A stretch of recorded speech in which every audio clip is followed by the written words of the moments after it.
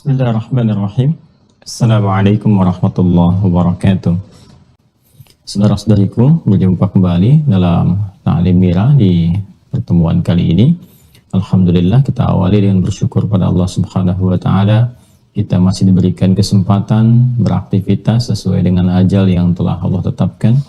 Semoga seluruh aktivitas kita, baik yang telah, sedang, atau akan kita lalui, diridhai dan diberkahi oleh Allah Subhanahu wa Ta'ala. Semoga seluruh saudara-saudari kita yang berkehidupan, beraktivitas sampai dengan detik ini, namun belum beriman, diberikan kekuatan dalam jiwa dan lisan mereka untuk mampu bersyahadat sebelum wafat dan kembali kepada Allah. Pun demikian, semoga para pelaku maksiat, dan boleh jadi kita termasuk di antara mereka, diberikan kekuatan, hidayah dalam jiwanya, untuk bisa bertobat dan memperbaiki kualitas kehidupan lebih baik, dan semoga kita semua wafat dalam keadaan husnul khatimah insyaallah. Baiklah, kita akan mencoba melanjutkan kajian kita di pertemuan subuh kali ini waktu Indonesia bagian barat, masih dalam pembahasan pokok yang kedua dalam dinul Islam, yaitu pokok ibadah, dan telah kita masuki dari pokok yang kedua itu tentang ibadah di bagian yang pertama, yaitu amalan pokok dalam ibadah berupa salat. Di pertemuan yang lalu, kita telah hadirkan pengantar pokok terkait dengan fikih salat ini, yaitu tentang tata cara bagaimana memahami filosofi salat, mengapa kita mesti menunaikan salat, kemudian dalil-dalil yang terhubung pada perintah salat, baik dalam Al-Quran ataupun hadis-hadis Rasulullah SAW yang mengonfirmasi keterkaitan antara salat dengan iman, ibadah dengan akidah. Pun demikian, kita juga telah membahas tentang manfaat-manfaat salat yang bila kita kerjakan, justru seluruh manfaat dari ibadah ini akan kembali kepada pribadi dan diri kita masing-masing. Untuk itu, tentunya kita berharap bahwa saat kita dapat menunaikan salat ini, mengonfirmasi kekuatan iman dalam diri kita. Kemudian yang kedua, menghadirkan manfaat seperti yang telah Allah sampaikan dan dirasakan betul oleh orang-orang yang berkehidupan di masa Rasulullah SAW ketika diajarkan oleh Nabi tata cara salat dengan cara yang benar, maka ketenangan bisa diraih, kebahagiaan, kesuksesan, dan puncaknya adalah keterhubungan dengan Allah Subhanahu wa Ta'ala, yang itu menjadikan kenikmatan dalam hidup bisa dirasakan. Untuk itulah hari ini kita akan mencoba memasuki bagian pokok tentang teknis pelaksanaan tata cara dan hal-hal yang terkait dengannya. Karena itulah kemudian kita akan langsung saja memulai pembahasan subuh ini terkait dengan tata cara ya. Jadi kita sudah masuk kepada praktek.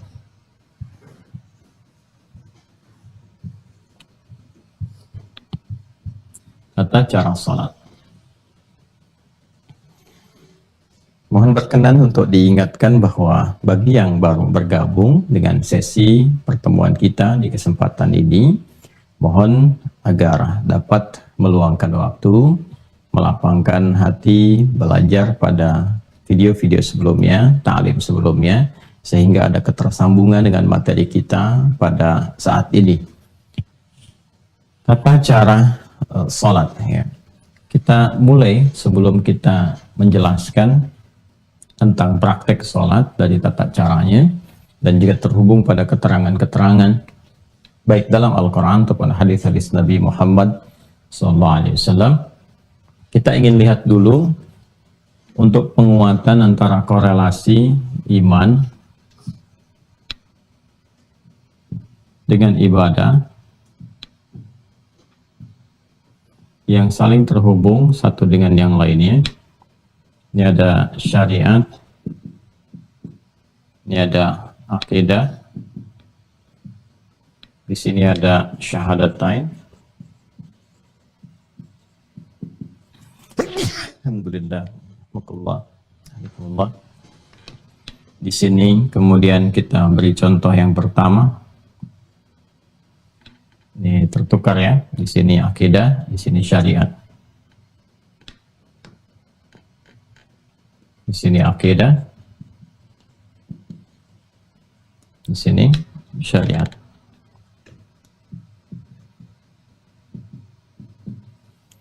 Kemudian ini syahadat, wujudnya syahadatain, asyhadu an la ilaha illallah, asyhadu anna Muhammadar Rasulullah.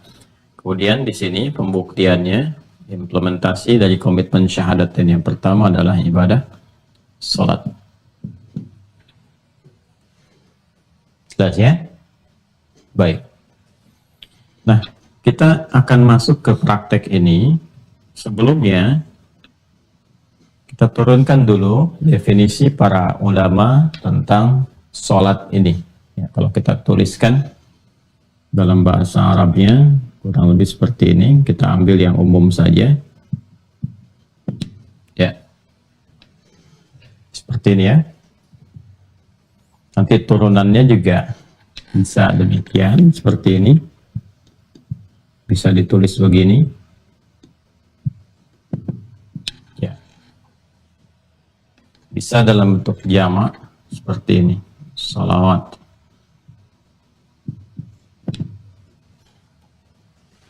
Jelas ya? Pelan-pelan. Ini bentuknya bisa begini. 1, 2, 3, seperti ini ya. Kurang lebih demikian. Bila bentuknya seperti ini, yang pertama ini bentuknya tunggal. Ya, mufrad, singular. Sudah?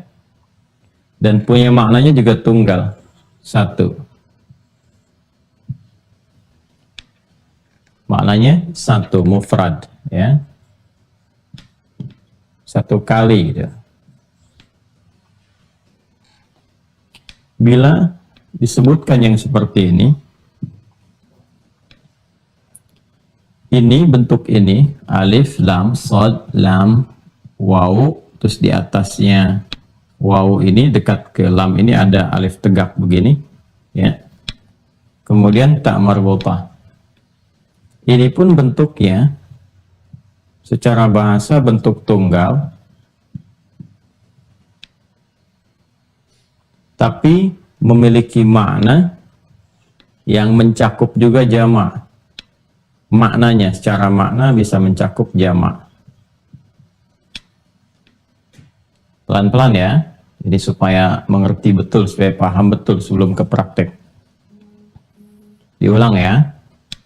Kalau bentuknya begini, alif, lam, shad, lam, alif, ta. Maka ini bentuk tunggal. Ya, jadi tulisan seperti ini, bentuknya tunggal.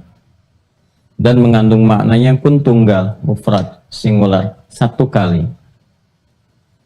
Kalau bentuknya begini, alif, lam, shad, lam, waw, kemudian ta marbutah. Dan di sini antara lam dengan wawnya ada fathah tegak, ya. Ini bentuk ini tunggal juga, bentuknya, ya, secara kata.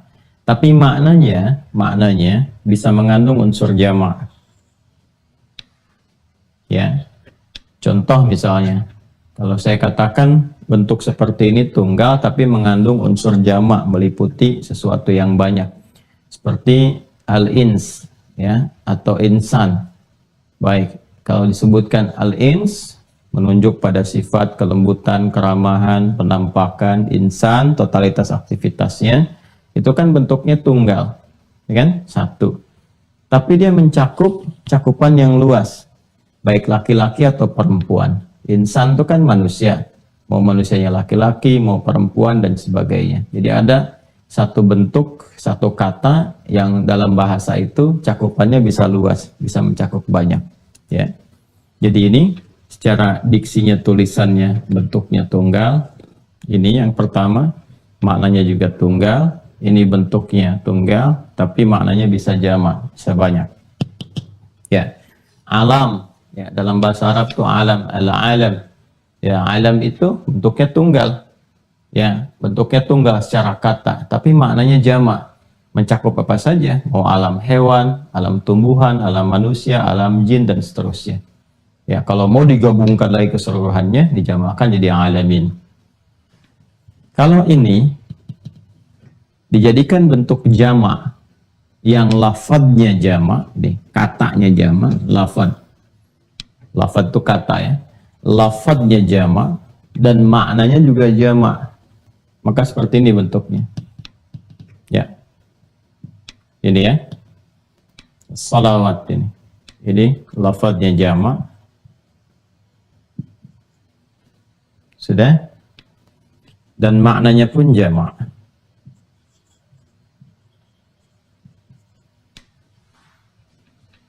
Jelas ya? Baik. Ini tiga ini penting saya sampaikan karena nanti kalau kita menemukan bacaan dalam Al-Quran ataupun hadis-hadis Nabi Muhammad SAW mencakup tentang ini, kita bisa memahami maknanya kemana. Ya, contoh misalnya, kalau ini sudah jelas ini tunggal, ini tidak perlu diperdalam lagi.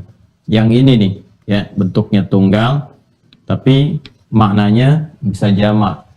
Ya, maksudnya apa? Kalau disebutkan seperti ini, ya ini yang dimaksudkan adalah menuju kepada pengertian sholat ke sini, sholat, tapi mencakup semua jenis sholat keseluruhannya. Jadi disebutkan dengan satu lafaz, tapi mencakup umum. Bisa fardu, bisa sunnah, dan sebagainya. Dicakup keseluruhannya. Yang tercakup dalam definisi sholat. Mau sifatnya wajib, ya hukumnya, yang fardu, ataupun yang nawafil, nafilah, yang berhukum sunnah. Ini menggunakan bentuk yang seperti ini. Ya, contoh Al-Baqarah di ayat ketiga misalnya. Ya kan? Itu kalimat sholat pertama dalam Al-Quran. Alladzina yu'minuna bil ghaib, ya, wa yuqimunas shalah. Alladzina yu'minuna bil ghaibi wa yuqimunas shalah. Coba buka deh mushafnya. Ya, buka. Kalau Anda buka mushaf, tulisannya harus begini. Yang bentuk kedua ini. Alif, lam, shad, lam, kan wawu, fathah tegak, tak marbutah. Harus berbentuk yang begini. Ya, bukan yang nomor 3 atau nomor 1. Nomor 2 yang ini. Jelas ya? Nanti ada ilmu rasam juga. Ya, ilmu rasam itu ilmu tentang tulisan. Di Al-Quran itu kan saat dituliskan di mushaf, itu mencakup jenis-jenis bacaan dan makna. Tercover di situ makna dan bacaannya. Itulah mukjizatnya Al-Quran. Saat dibacakan, saat dituliskan pun nggak boleh sembarangan ya tulisannya. Makanya saya sarankan kepada teman-teman, atau juga nanti ada adik-adik yang masih menulis atau di kuliahan, ya kan? Bikin skripsi, tesis, atau disertasi, kalau sudah akan menyantumkan ayat, saran saya jangan diketik sendiri. Ya, masukkan misalnya, taruhlah ada dari aplikasi misalnya, ya, atau misalnya ada ya feature-feature tentang Quran yang bisa Anda copy paste dimasukkan, karena dari tulisannya ini punya mencakup makna dan lafaz tersendiri. Ya, jelas ya, seperti ini gambarannya. Alladzina yu'minuna bil ghaib, orang-orang takwa itu adalah orang-orang yang senantiasa meningkatkan imannya. Kalau pakai fi'il mudhari berkelanjutan ya, diterjemahkan lanjut terus menerus, yang senantiasa meningkatkan imannya. Dengan cara apa? Ya, dia berusaha menunaikan secara maksimal ya salatnya dengan sempurna, wa yuqimunas shalah, berusaha menunaikan maksimal ya salatnya. Jadi bentuknya tunggal salat, tapi mencakup bentuk jamaah. Apa saja? Ya, jenis salatnya bisa yang fardu, bisa yang sunnah. Jadi kalau orang itu imannya sudah mulai mau meningkat, singkatnya jangankan yang fardu, yang sunnah pun dia kejar. Ya, ini indikator peningkatan iman itu sudah mulai meningkat ya dari aspek ibadahnya. Di pertemuan-pertemuan lalu kita sudah menyampaikan bahwa ibadah ini selain mengonfirmasi keberadaan iman, juga menjadi indikator, ukuran atau parameter kekuatan iman seseorang. Jadi kalau ibadahnya meningkat, ini menunjukkan imannya kuat. Ya, kalau ibadahnya di pokok-pokok saja, imannya standar. Kalau ibadahnya yang pokok pun menurun, malas-malas dikerjakan, maka ini menunjukkan cahaya imannya lemah. Nah, maka di sini ketika menggunakan bentuk tunggal dengan makna jama', ini mencakup semua jenis sholat.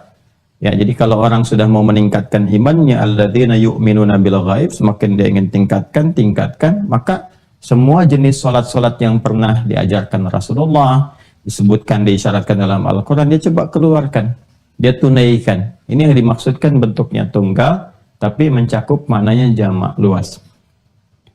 Kalau sudah seperti ini, as-salawat ini, alif, lam, sad, lam, waw, alif, tak maftuhah, begini, tak terbuka, maftuhah. Ini yang dimaksudkan bentuknya jamak. Sudah? Lafadznya jamak, maknanya jamak. Kalau ada bentuk seperti ini di dalam Al-Quran ataupun hadis-hadis Nabi Muhammad SAW, pada umumnya menunjuk makna salat fardu. Ya, salat fardu. Kalau yang seperti ini nih, bentuk ketiga, yang berhukum wajib. Baik, salat fardu itu kan waktunya ada 5 kan, 17 rakaat. 5 waktu, 17 rakaat.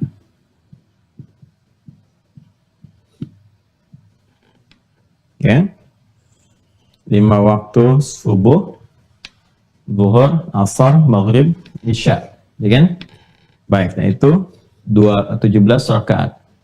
Oke, 24, 4, 3, 4. 2 subuh, 4 zuhur, 4 asar, 3 maghrib, 4 isya. 5 ini kan bentuk jamak. Ya, saya ulang ya. 5 ini bentuknya jamak. 1 tunggal, kan? 2 itu sudah mutanna dalam bahasa Arab, bentuk 2, dual. Kemudian lebih daripada itu sudah masuk kepada bentuk jamak. Nah, 5 waktu ini karena masuknya jamak, untuk menunjukkan bahwa ini pokok, dan pokok itu kan sifatnya wajib. Kalau wajib itu sudah nggak boleh tinggal. Ya, sama sekali harus dikerjakan, nggak boleh tertinggal. Jangankan misalnya dari waktunya, dari rakaatnya pun harus sempurna. Betul, waktunya 5, cuman subuhnya 1 rakaat misalnya, ya keliru, ya kan? Tetap harus 5 waktu, 17 rakaat, harus sempurna keadaannya. Ya, karena sifatnya ini mengikat, fardu, pokok, wajib dilakukan, maka kata yang mewakilinya pun harus tegas sifatnya. Ya, nggak boleh bersifat umum. Nah, kalau ini kan masih umum nih, yang ini nomor 2 masih umum, ya kan? Walaupun tunggal mencakup jamak, tapi masih luas. Kalau yang ini jelas tunggal saja, bahkan bisa bermakna secara kebahasaan berarti doa, gitu kan? Nah, kalau yang ini, kalau sudah ada as-salawat, ini sudah jelas penunjukannya, dilalahnya jelas menunjuk kepada yang pokok, yang fardu, dengan jumlah rakaat 17, dengan jumlah waktu ada 5. Contoh misalnya kita hadirkan Quran surah kedua Al-Baqarah ayat 238. Jelas ya? Paling kanan sebelah atas di pojok di mushaf. Ya, untuk mempercepat. Hafizu ada salawati, bentuknya begini, harus begini, harus nomor 3. Ya, hafizu ada salawati wassalatil wusta wa qumu lillahi qanitin. Ada ayatnya? Ya, hafizu begini ya, hafizu ada. Nah, as-salawat. Bentuknya harus bentuk ketiga. Ya, perhatikan. Saya tidak mengetahui di terjemahan Anda yang saat ini pegang mushaf misalnya, atau ada aplikasi yang diinstalkan, ini diterjemahkan dengan apa. Ya, walaupun boleh jadi ini rata-rata yang umumnya terjemahkan dengan jagalah, gitu kan. Jagalah oleh Anda sekalian waktu-waktu sholat, ya. Jagalah oleh Anda sekalian, ya, sholat-sholat yang telah ditetapkan. Jadi kalau sudah bentuknya begini, ini yang dimaksudkan sholat fardu yang pokok, ya. Jadi jangan sampai tinggal nih, jangan sampai waktunya berkurang atau rakaatnya tidak tepat. Ini sudah sempurna ya, nggak usah kreatif. Jadi nggak usah mengurangi atau menambah. Jadi yang sempurna betul itu jangan dikurang, jangan ditambahi. Ya, dikurangi tidak sempurna, ditambah juga menjadi celah. Ingat ya. Dikurangi itu tidak sempurna, ditambah menjadi celah. Jadi sudah 5 waktu 17 rakaat. Nah, ini yang pokok sifatnya yang fardu. Maka kalau sudah ditetapkan kata Allah, jaga. Nah, ini bentuk jaganya tuh menggunakan bentuk Kalau di ilmu saraf itu di tasrifnya dari wazan fa'ala yufa'ilu, hafadha yuhafidhu. Asalnya ini. Hafadha yuhafidhu. Ini. Ya. Bukan menggunakan kata hafidha yahfadhu. Yang begini bentuk yang gak ada alifnya. Sebentar ya, kita detilkan dulu supaya mengerti betul apa yang kita kaji. Kalau begini nggak ada alif, hafidha, ini menjaga. Menjaga. Penjagaannya bisa dijaga secara fisikal, bisa dihafalkan. Dengan menghafal itu menjaga itu supaya nggak lepas. Ya, orangnya disebut hafidh. Hafidh. Orang-orang sekarang penghafal Quran disebut hafidh. Kenapa disebut hafidh? Karena dia menjaga Quran dalam dirinya supaya nggak keluar. Jaga dalam ingatannya, gitu kan? Ya. Walaupun para ulama dulu menyebutnya dengan hamilul Quran, ya kan? Ya, kalau di Al-Quran malah disebut dengan zikir hafalannya. Ya, orangnya zakir, ya zakirul Al-Quran. Kembali ke sini ya. Jadi ini kalau hafidha, menjaga. Kalau yang ini ada alifnya, hafadha, yuhafidhu, ya. Ini sudah ada alif, maknanya mufa'alah, bermakna saling. Saling menjaga. Jadi kalau pakai yang ini nggak pakai alif, hafidha yahfadhu, kata perintahnya ihfadh. Yahfadhu jamaknya, ya. Hafidha yahfadhu, ihfadh. Ihfadh. Begini. Kalau ini hafidhu, dari kata hafadha, ya ada alifnya. Kalau tambahan ada alif setelah huruf pertama, ini maknanya saling. Wazannya fa'ala yufa'ilu. Ya, kayak musafahah, dari kata safaha yusafihu. Ya, saling bersalaman, saling. Jadi kalau mau salaman itu jangan ya akhlaknya, adabnya. Ya kalau kita ingin sama-sama gitu kan menghadirkan ke lapangan, itu berdua menyampaikan seperti ini, saling menjawab. Jadi kalau satu sudah begini, jangan salah satu menyampaikan, satu nggak respon, atau harus dipaksa oleh salah satu, ya. Nah, yang normal itu saling. Makanya sofaha itu kan asalnya sesuatu yang lapang. Jadi kalau orang lapang itu salaman itu ya otomatis saja kedua-duanya saling bersalaman begini, ya. Tapi kalau salah satu ada yang belum lapang, biasanya satu begini, yang satu lambat, atau satu begini gitu ya. Nah, itu bukan disebut musafaha namanya. Karena safaha itu asalnya sesuatu yang lapang hatinya. Ciri kelapangan hati itu ya bisa dilihat dalam bentuk perilakunya. Salah satunya akan merespon dengan cepat di antara satu dan keduanya. Itu gambarannya. Nah, ini hikmahnya apa menggunakan turunan dari kata hafadha dan kata perintahnya hafidhu, menunjuk makna saling, ya untuk memberikan kesan bahwa saking pentingnya yang fardu ini, yang pokok ini, yang wajib ini, ya, dan diwajibkan oleh Allah untuk memaksa manusia, hamba-hambanya, mendapatkan rahmat Allah. Karena ada orang-orang yang belum paham gitu kan, bahwa sholat itu penting untuk kebahagiaan, sholat itu penting untuk kesehatan, jiwa, fisik, dan akal. Sholat itu penting untuk ketenangan, gitu kan? Dan turunan-turunan lain yang telah kita bahas di pertemuan yang lalu. Sedangkan Allah itu kan maha pemilik rahmat yang sempurna, luas rahmatnya. Wasi'at rahmatuh, ya, sangat luas rahmatnya, disebut dengan Rahman, ya, dinamakan dengan Rahim. Saking luasnya, itu Allah sampai memaksa. Kalau nggak sayang, nggak akan dipaksa. Ya, jadi biarkan aja suruh milih. Tapi karena Allah sayang supaya hidup kita itu bahagia, hidup kita itu sukses, nyaman, ya kan? Bahkan diperdengarkan dalam pendengaran kita setiap hari, setiap berganti waktu di setiap hari, ya kan? Dari subuh masuk ke siang, perdengarkan lagi, ke sore perdengarkan lagi, maghrib sampai mau tidur diperdengarkan. Ya, hayya 'alas shalah, salat, hayya 'alal falah, ya kan? Bukan buat beban, bukan untuk jadi beban, supaya kamu bahagia, sukses. Sebab ini hukum kehidupan begini, sunatullahnya begini. Dari dunia sampai kamu ke alam kubur sampai ke akhirat. Sudah ada sistemnya, Allah yang maha tahu. Ya kan? Dan tanda kepatuhan kita kepada Allah. Dipaksa itu, hukum wajib ini sifat memaksa karena sayang. Ilustrasinya begini secara sederhana ya, walaysa kamitslihi syai'. Orang tua itu kalau melihat ada sesuatu yang penting, anaknya ngeyel, dipaksa kan? Udah kamu pergi aja. Kenapa sih? Nggak usah banyak tanya. Nah kan, kalau udah banyak tanya-tanya begitu, udah langsung disiapin, dipaksa itu kan? Ya kalau perlu ditarik dan sebagainya. Pada sesuatu yang sangat penting.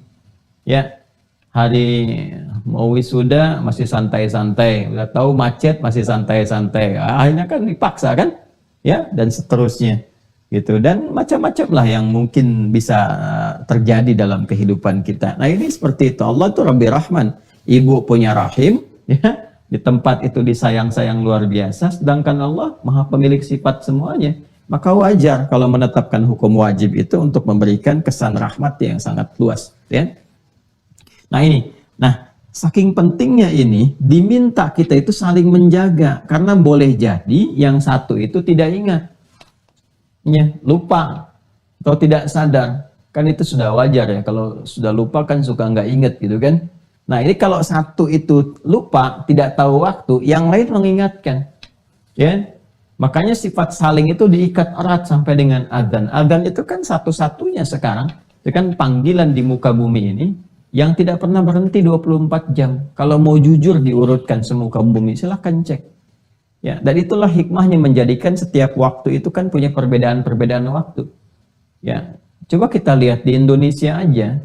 Jangan skup Indonesianya lah, skup provinsinya aja. Ya, dari Sabang sampai Merauke. Saya misalnya sekarang di Jawa Barat misalnya saat ini. Ya, coba bisa dilihat di Bekasi dengan di Bandung, ya, atau nanti ke Bogor, ke Depok dan sebagainya, itu bisa ada perbedaan waktu, baik dari detik sampai ke menit. Jadi menariknya satu tempat pun sini adzan, selesai, tempat ini adzan, terus adzan. Kalau kita lihat tuh 24 jam nggak berhenti itu. Ya, untuk menunjukkan kesan bahwa ya hidup manusia itu harus bahagia, harus sukses, jangan lupa harus tenang dan sebagainya. Kuncinya ini. Ya, kadang-kadang memang ada yang aneh dalam kehidupan tuh. Minta diberikan jalan, tapi jalannya nggak ditempuh. Ya, diberikan jalan sholat malah pilih jalan ninja. Ini jalan ninjaku, bukan. Jalan sholatmu itu yang harus diambil. Itu kebahagiaanmu itu ada di situ gitu. Suksesnya ada di situ. Kenapa harus cari yang lain? Ya kan? Ya, jadi ini gambarannya ya. Ya, jadi disinilah penting kemudian ini diterjemahkan dalam bentuk perilaku. Karena itu wajar kalau dalam kehidupan, awas ya, karena ini fitrah, ini sudah firman Allah. Kalau sudah firman, melekat jadi fitrah.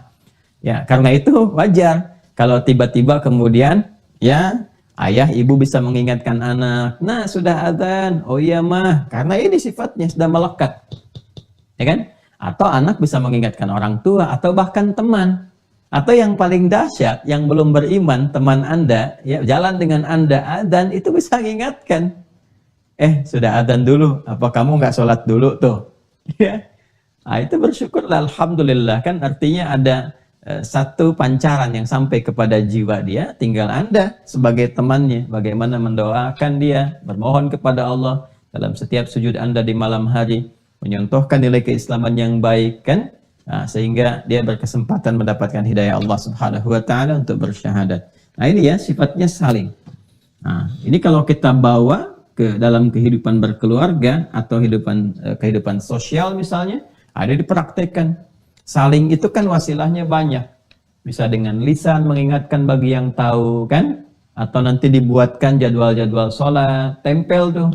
Ya, kalau perlu ditempelkan di dinding misalnya, di kamar, di meja makan, nggak apa-apa, ditempelkan aja waktu-waktu sholat itu. Ya, supaya diketahui. Ya, kalau mau ditempelkannya dengan kreativitas ya. Waktu sholat, waktunya kamu bahagia. Ya, engkau mencari kebahagiaan, ini waktunya. Engkau mencari kesuksesan, ini jalannya. Ya, dan seterusnya. Jadi kita tuh paham begitu melihat waktu sholat, nah ini nih, waktu bahagia saya nih. Ya, waktu curhat saya, waktu sukses saya. Ini, jadi cara-cara seperti itu memberikan ibadah itu ternikmati, memberikan kesan ternikmati. Nanti dengan pembelajaran kehusyuan bisa hadir. Bagaimana caranya kita nikmat ibadah ya, dan khusyuk dalam menjalaninya. Nikmat, senang, nyaman dengan memahami hikmah di balik itu. Kemudian juga khusyuk dilahirkan dari pemahaman ya tentang tata cara pelaksanaannya. Sudah paham ya? Kalau sudah mengerti ini semua, baru nanti sebelum masuk ke praktek, kita jelaskan dulu ya maknanya, definisinya, artinya. Dari definisi itu baru diketahui praktek. Jelas ya? Baik.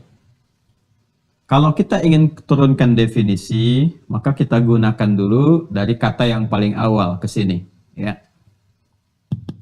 Salat. Tuliskan dulu ke sini. Salat secara bahasa, secara etimologi. Nah, di Islam itu Masya Allah ya, tradisi keilmuannya itu luar biasa gitu. Jadi semua hal yang akan dikaji itu selalu diawali dengan definisi dulu untuk membatasi ruang pembahasan ya, supaya tercakup apa yang akan dibahas dan mengeluarkan yang tidak penting, yang tidak perlu dibahas, ya kan? Dan esensi-esensi pembahasan itu terkumpul dengan sempurna dan memberikan kesan penguat yang dimaksud, yang mau dibahas itu dalam aspek ini ya, bukan aspek-aspek yang lain, sehingga disebut ta'rif itu al-jami' wal mani', ya.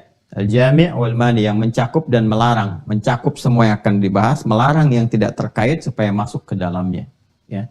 Ini gambarannya. Jadi secara bahasa dulu, kalau bahasa nanti ini memiliki keumuman makna, mau ditarik kemanapun ya, itu bisa memungkinkan. Secara bahasa, kata sholat ini itu punya makna yang serupa dengan doa.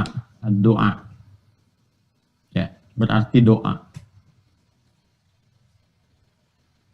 Anda kalau mau buka kitab fikih manapun yang menerangkan tentang sholat dengan pendekatan mau dari jalur mazhab manapun, yang populer misalnya kan yang 4 itu, mau Hanafi, Maliki, Syafi'i ataupun Hambali rahimahumullahu jami'an, itu definisinya nggak ada yang beda ya. Secara bahasa diartikan apa? Doa ya. Disebut dengan demikian karena memang isi sholat itu seluruhnya doa, umumnya doa, permohonan-permohonan kita kepada Allah Subhanahu wa ta'ala. Inna salataka sakanul lahum, ya. Dan doakanlah mereka Muhammad SAW, sungguh doamu atau salatmu atau doamu itu ya, itu akan menenteramkan bagi mereka. Nah, perhatikan baik-baik, selalu ada pertanyaan begini. Awas ya. Nah, ini detailnya. Jadi di bahasa Arab itu ada detail, kalau kita ngaji di ilmu bahasa ada detail. Kalau sholat itu sama dengan doa, kenapa nggak disebut doa aja? Jelas ya? Kalau sholat sama dengan doa, kenapa nggak disebut doa aja? Ya, nah inilah uniknya dalam bahasa Arab itu ada kekayaan literasi kata gitu ya. Jadi satu makna itu ya, atau satu kata itu maknanya bisa berbeda dengan kata yang lain yang kadang-kadang orang-orang awam mengartikannya dengan serupa. Ya, seperti pujian itu ada detail ya. Ada alhamdu, ada asthana misalnya. Ya, kapan itu digunakan? Seperti duduk, ada jalasa, ada qa'ada. Kapan itu digunakan? Ada detailnya. Jadi kalau kita katakan sholat itu doa, kenapa nggak disebut doa aja ibadahnya? Kan? Ya, Anda bisa katakan begini, wah kalau doa kan sifatnya masih umum. Ya kan? Tapi sholat kan khusus, boleh seperti itu ya. Nah, hanya detailnya adalah kita temukan di kalimatnya. Gini, kita temukan di kalimatnya. Perhatikan baik-baik ya. Dengan membahas detail katanya itu, kita akan temukan kemudian dari akarnya. Doa ini akarnya dari kata da'a yad'u. Da'a yad'u. Ya, doaan. Wa da'watan, dakwah juga dari sini. Dakwah itu menyeru, ya, mengajak dan sebagainya.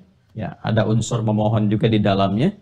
Kalau kepermohonan jadi doa, ya, doa itu bahasa Indonesia dari bahasa Arab ya. Dan kita itu bahasa Indonesia banyak sekali menyerap dari bahasa Arab, banyak sekali. Ya, bahkan ada yang di ya lembaga-lembaga pemerintahan, majelis permusyawaratan rakyat, itu bahasa Arab semua. Majelisnya bahasa Arab, permusyawaratan bahasa Arab, rakyat bahasa Arab ya. Dewan perwakilan rakyat bahasa Arab juga semua itu. DPR tuh bahasa Arab semua isinya tuh. Dewan dari kata diwan, kan? Kemudian apalagi perwakilan, wakil itu bahasa Arab, ya diberikan awalan dan akhiran aja gitu kan. Kemudian rakyat ya dari bahasa Arab juga, ya jadi banyak yang dari bahasa Arab terserap ya karena asimilasi yang dulu terjadi. Langsung ke sini saja, ya. Ini doa. Dari kata da'a, asal katanya, kalau sifatnya permohonan disebut doa, kalau ajakan disebut dengan dakwah. Nanti kan baik-baik ya. Salat akar katanya. Ya, kalau saya bilang akar berarti ke awalnya, infinitifnya.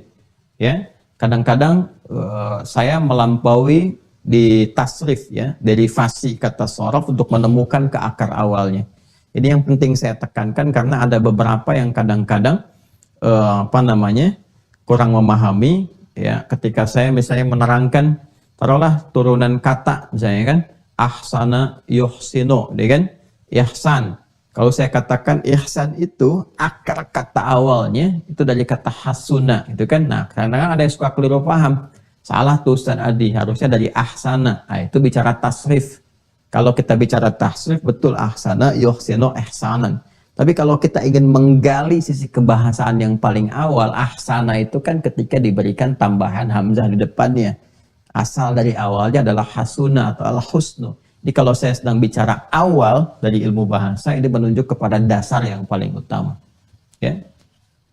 Dasar yang paling utama di sini, kalau kita gali akarnya, itu dari waw, sod, lam. Ya. Kalau ini da'a, ya kan? Ini alifnya asalnya waw, ya. Kemudian karena di akhir nanti ada rumus di'ilat menjadi alif, ya. Singkatnya huruf ilat itu ada 3 nanti disingkat dengan ayu, alif, waw, ya. Perhatikan baik-baik ya. Da'a begini, ini dari kata wasala. Wasala yasilu, ya. Silatan, kemudian ke sini salat. Ini secara bahasa adalah sesuatu yang tersambung erat, terkoneksi kuat, ya, atau sesuatu yang sampai ke tujuan.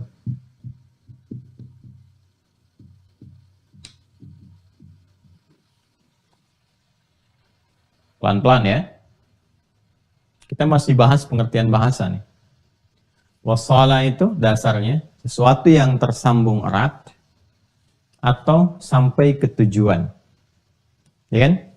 Makanya ada dari sini kata wusul. Wusul itu sampai. Ya. Wasala Muhammad fi Sumatra ya, ams sa'ah 7 sabahan. Ya, Muhammad sampai di Sumatera kemarin jam 7 pagi. Ya, itu sampai ke tujuannya. Jelas ya? Sesuatu yang tersambung atau terhubung secara erat. Juga akarnya dari sini. Silah, wasala yasilu, ya, ada waslan, wusul, silatan, silah. Silah. Wesel itu dari bahasa Arab juga tuh, wesel. Artinya sesuatu yang sampai, kalau ngirim diharapkan sampai ke tujuan. Ya. Silah, sesuatu yang terhubung erat. Masih ingat silaturahim? Ya kan? Silaturahim, kalau Anda mau kumpul-kumpul kan Anda katakan saya mau silaturahim dulu, ya kan? Nah, silah itu artinya sesuatu yang terhubung dengan kuat. Ya, rahim, satu bentuk perhatian, kasih sayang yang bersumber dari hati yang paling dalam. Bentuk perhatian, kasih sayang yang bersumber dari hati yang paling dalam. Jadi diharapkan dengan bertemu itu, ya kan? Bisa saling ngobrol, bercengkrama, cerita, sehingga melahirkan rasa perhatian, gitu kan? Berkasih sayang secara umumnya satu dengan yang lainnya, sehingga melampaui ruang, ya bahkan waktu dari tempat Anda berkumpul sebelumnya. Jadi suksesnya silaturahim itu bukan saat kumpulnya. Kalau saat berkumpul Anda menyapa, wajar orangnya ada. Nanti setelah selesai itu, itulah saat Anda mampu mendoakan kawan Anda itu. Mampu menyapa dia, bertanya kabarnya. Itu yang dimaksudkan silaturahim. Jadi tetap terhubung dengan erat, walaupun sudah berpisah ruang. Walaupun sudah berbeda waktu keadaannya dari pertama kali bertemu itu yang disebut dengan silah. Nah, ibadah yang melatih kita sehingga terhubung erat dengan Allah Subhanahu wa taala itu puncaknya. Ya, Anda dengan manusia aja bisa berhubungan erat. Kenapa dengan Allah terpisahkan? Ya kan? Ya, Anda dengan manusia bisa ingat. Kenapa dengan Allah bisa lupa? Ya, antakulu yaumal qiyamati inna kunna an hadza ghafilin. Itu di penghujung ayat 172. Ya, surah ke-7 itu Al-A'raf. Ada orang-orang yang lupa. Mengatakan kepada Allah, saya lupa ya Allah. Ya, nasullah, ya mereka lupa dengan Allah. Kok bisa gitu? Dengan manusia bisa ingat, dengan penciptanya sendiri dia lupa. Nah, maka kita dilatih oleh Allah, ya kan? Untuk melakukan ibadah yang sifatnya diwajibkan, sehingga dengan itu mengoneksikan diri kita, menghubungkan erat dengan Allah Subhanahu wa taala. Nah, ibadah yang melatih diri kita itu sehingga terhubung selalu terkoneksi dengan erat ya kepada Allah Subhanahu wa taala, itu ibadahnya disebut dengan salat. Ya, jadi ketika menunjuk makna kebahasaannya terkait dengan ibadah, makna kebahasaannya, kenapa disebut salat?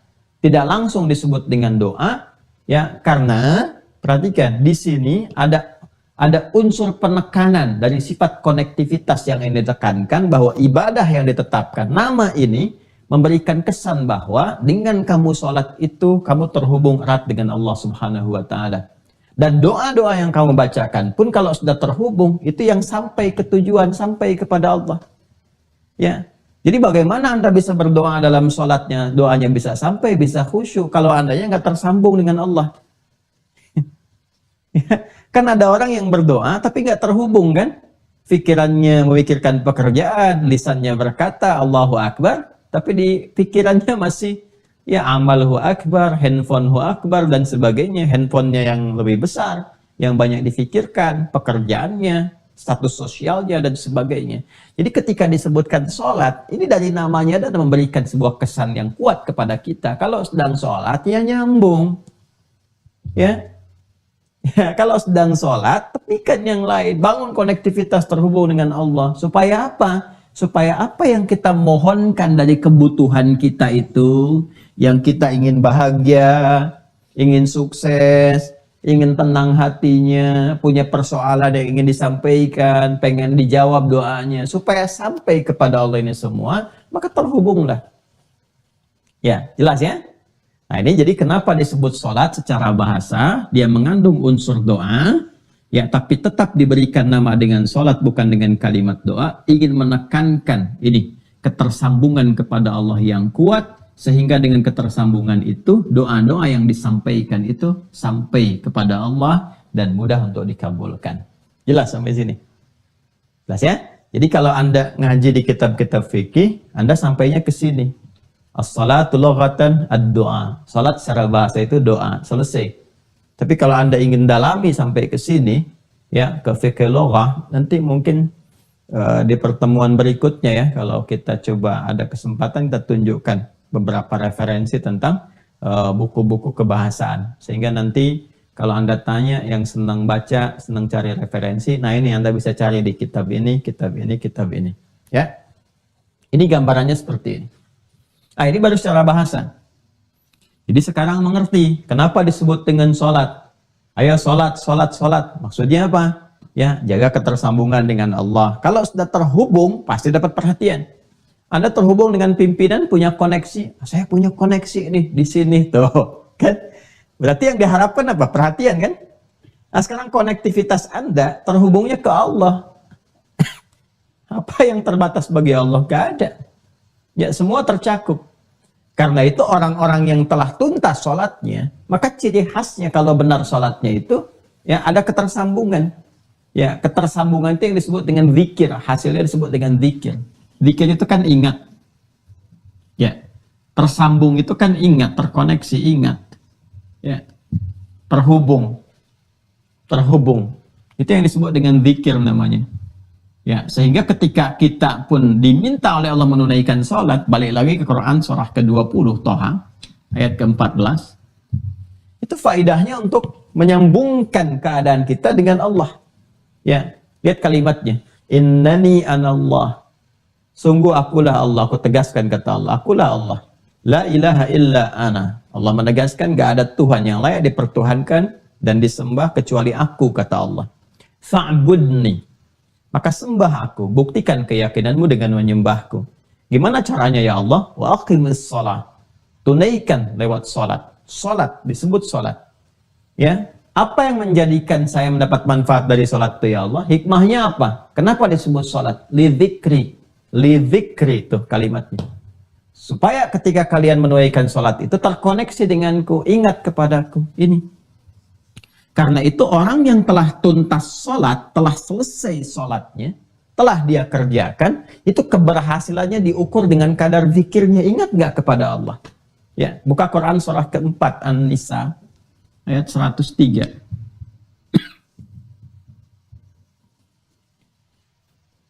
Ya. Quran surah 4 An-Nisa ayat 103. Fa idza qadaytumus shalah, maka jika Anda telah tuntas mengerjakan salat, fadhkurullaha. Ya. Kalau kita terjemahkan biasa, berzikirlah kepada Allah. Zikir itu apa? Ingat. Ingat itu apa? Terkoneksi, tersambung. Ya. Coba lihat di jaringan Anda sekarang yang sedang online. Coba lihat. Kalau Anda buka konektivitas, connectivity jaringan, coba tersambung kan? Tersambung atau terputus? Coba lihat di pinggir komputer Anda itu sebelah kanan. Ya, atau atas tuh. Sinyal terputus, sinyal tersambung kembali. Tersambung itu ya ini zikir. Ya.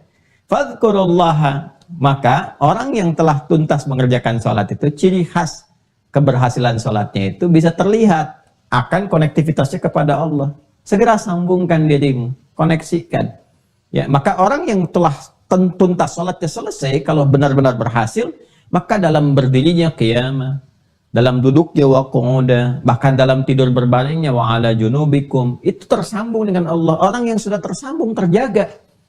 Ya, dia ingat Allah. Kalau sudah ingat Allah kan dia berdiri mau jalan nggak mungkin melakukan tindakan yang tidak disukai Allah, karena saat dia akan bertindak dia ingat Allah. Mau bicara nggak mungkin kotor. Kenapa? Sebab ketika akan bicara ingat Allah, nggak suka dengan kata-kata kotor. Ya. Nggak mungkin, ini hari Jumat nih, nggak mungkin pulang dari Jumat tertukar sandal, mustahil. Kenapa? Saat akan melangkah itu ingat. Jadi begitu akan pakai, nggak mungkin tertukar, ingat. Ada yang melihat, ada yang mengawasi dan sebagainya, itu konektivitas. Nah, orang-orang yang terus tersambung seperti ini, ya tersambung dengan kuat, maka apapun yang dia mintakan kepada Allah, itu akan terkabul dengan cepat. Ya, Anda saja kalau punya koneksi, punya ketersambungan dengan siapapun dalam kehidupan manusia itu, mudah kan mengaksesnya. Ya, Pak, saya mau ke sana, Pak. Bisa nggak disiapkan begini? Oh, biar Pak, siap. Bisa. Ya, insya Allah. Itu selesai. Sekarang apa yang mustahil bagi Allah? Minta, dikabulkan. Ada orang-orang yang saking kuatnya konektivitasnya kepada Allah, belum minta, sudah dikabul. Karena Allah Maha mengetahui apa yang dirasakan hamba itu, dan menjadi bagian kebutuhannya. Ya, kebutuhan hamba. Ini gambarannya. Nanti kalau sudah masuk ke bagian fase yang agak akhir-akhir, kita akan bahas kenapa setelah sholat nanti ada zikir. Itu salah satu hikmahnya untuk menguatkan koneksi, karena ada orang yang saat sholatnya belum terkoneksi kepada Allah. Ya, rukunnya benar, ya secara praktikal, tapi hatinya kurang khusyuk. Itulah sebabnya kenapa setelah sholat zikirnya ditambah untuk menguatkan konektivitas itu supaya betul-betul nyambung. Nah, ini saya ingin menjelaskan dari sisi kebahasaan dulu sehingga paham. Jadi kalau menemukan kata sholat di Al-Quran, di hadis, bahkan di kitab-kitab fikih, kita mengerti, ya jelas ya. Dan manfaatnya selalu kaitkan ke sini. Di Islam tuh nggak ada yang tidak terkorelasi. Jadi selalu apa yang dikerjakan punya hikmah, punya makna, dan punya manfaat. Baru sekarang secara istilah. Istilah itu kalau sudah disebutkan, itu membatasi ruang yang akan dikaji atau diuraikan sesuai dengan frame istilah yang dimaksudkan. Dalam istilah apa? Ya, apakah dalam istilah fikih, ya, sunnah dalam istilah fikih nanti berbeda dengan istilah usul fikih, berbeda dalam istilah ilmu hadis, ya. Nah, sekarang sholat secara umum disebut doa. Barangkali juga nanti yang lain-lain bisa menyebutkan, tuh umat ini sedang sholat, ini sedang sholat, sedang sholat. Yang dimaksudkan dalam istilah fikih Islam. Ya, kalau dalam Islam, ini yang dimaksudkan sholat. Ya, istilah ini mengonfirmasi yang bahasa.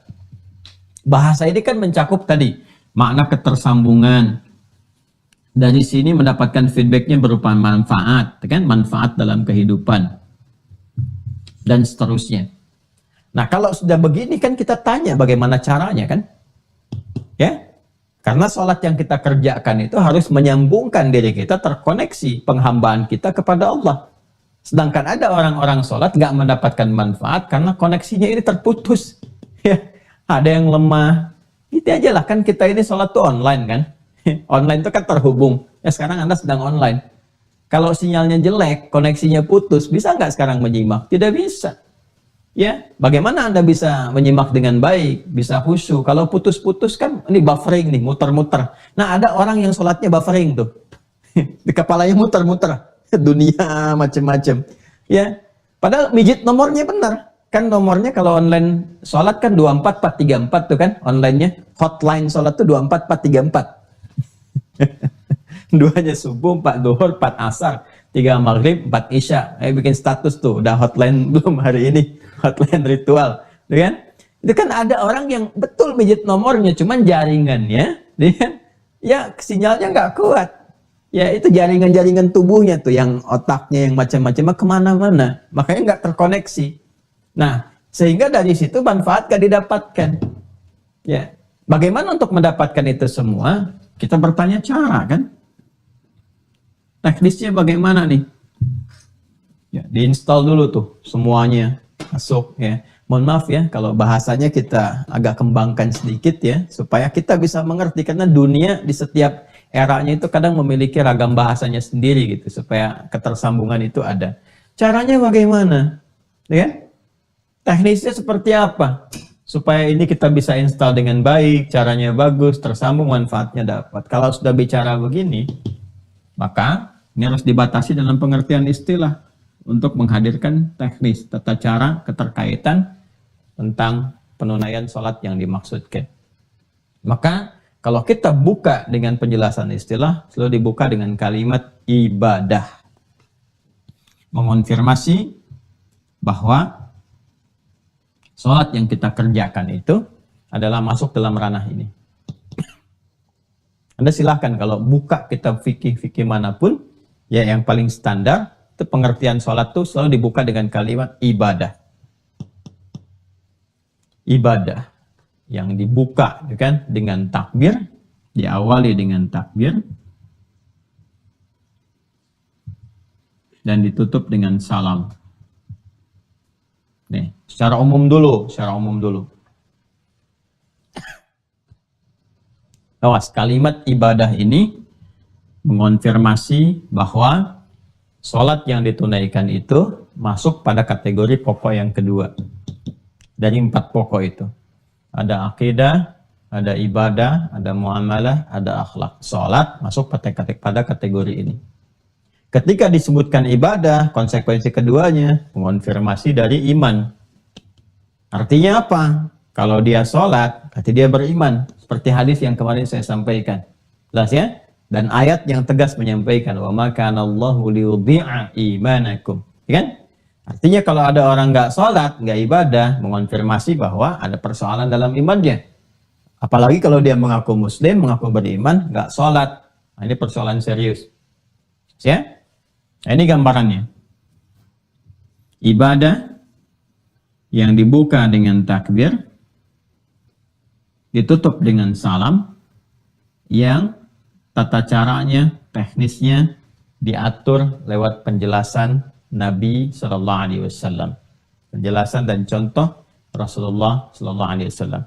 Ibadah yang dibuka dengan takbir, ditutup dengan salam melalui aturan dan ketentuan tertentu. Aturan tertentu. Mencakup rukun dan syarat. Pas ya? Jadi ada aturannya. Jadi bukan sekedar dibuka dengan takbir, diakhiri dengan salam, baru takbir langsung salam, tidak. Ya, ada aturannya, ada ketentuannya, ada caranya, ada prakteknya. Awas, pelan-pelan ya. Nah, ini saya akan kotaki dulu.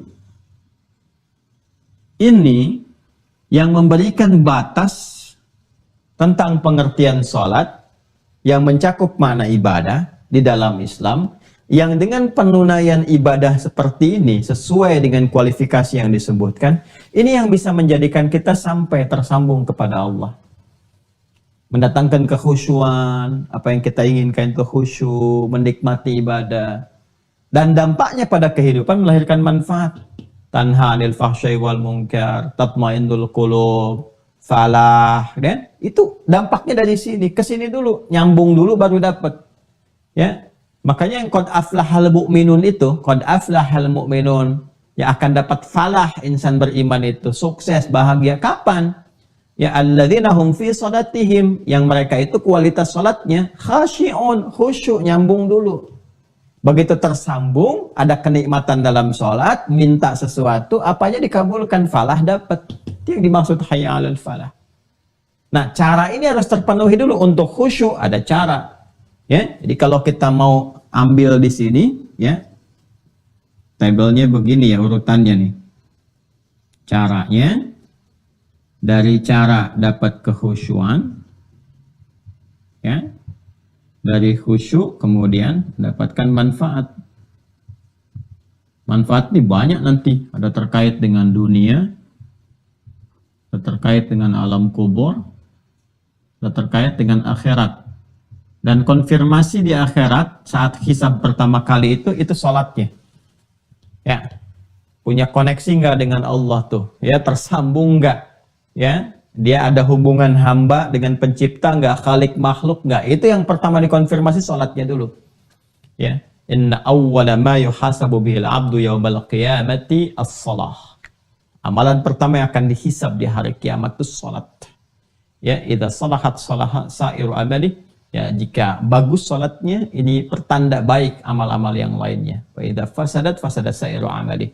Dan jika jelek sholatnya, ada persoalan, nah ini menjadi pertanda yang tidak baik untuk amal-amal yang lain. Karena ini amalan pokoknya. Ya, ini tiang-tiangnya. Nah ini ya. Jadi kalau kita ingin sampai ke sini nih, pertanyaannya, ya, Ustaz, kok bisa sholat mencegah perbuatan keji dan mungkar? Yang dulu-dulu, gitu kan? Ya, itu terjadi. Kenapa yang sekarang sholatnya sama, tapi tidak melahirkan manfaat-manfaat yang dimaksudkan? Cek khusyuk nggak sholatnya, ya?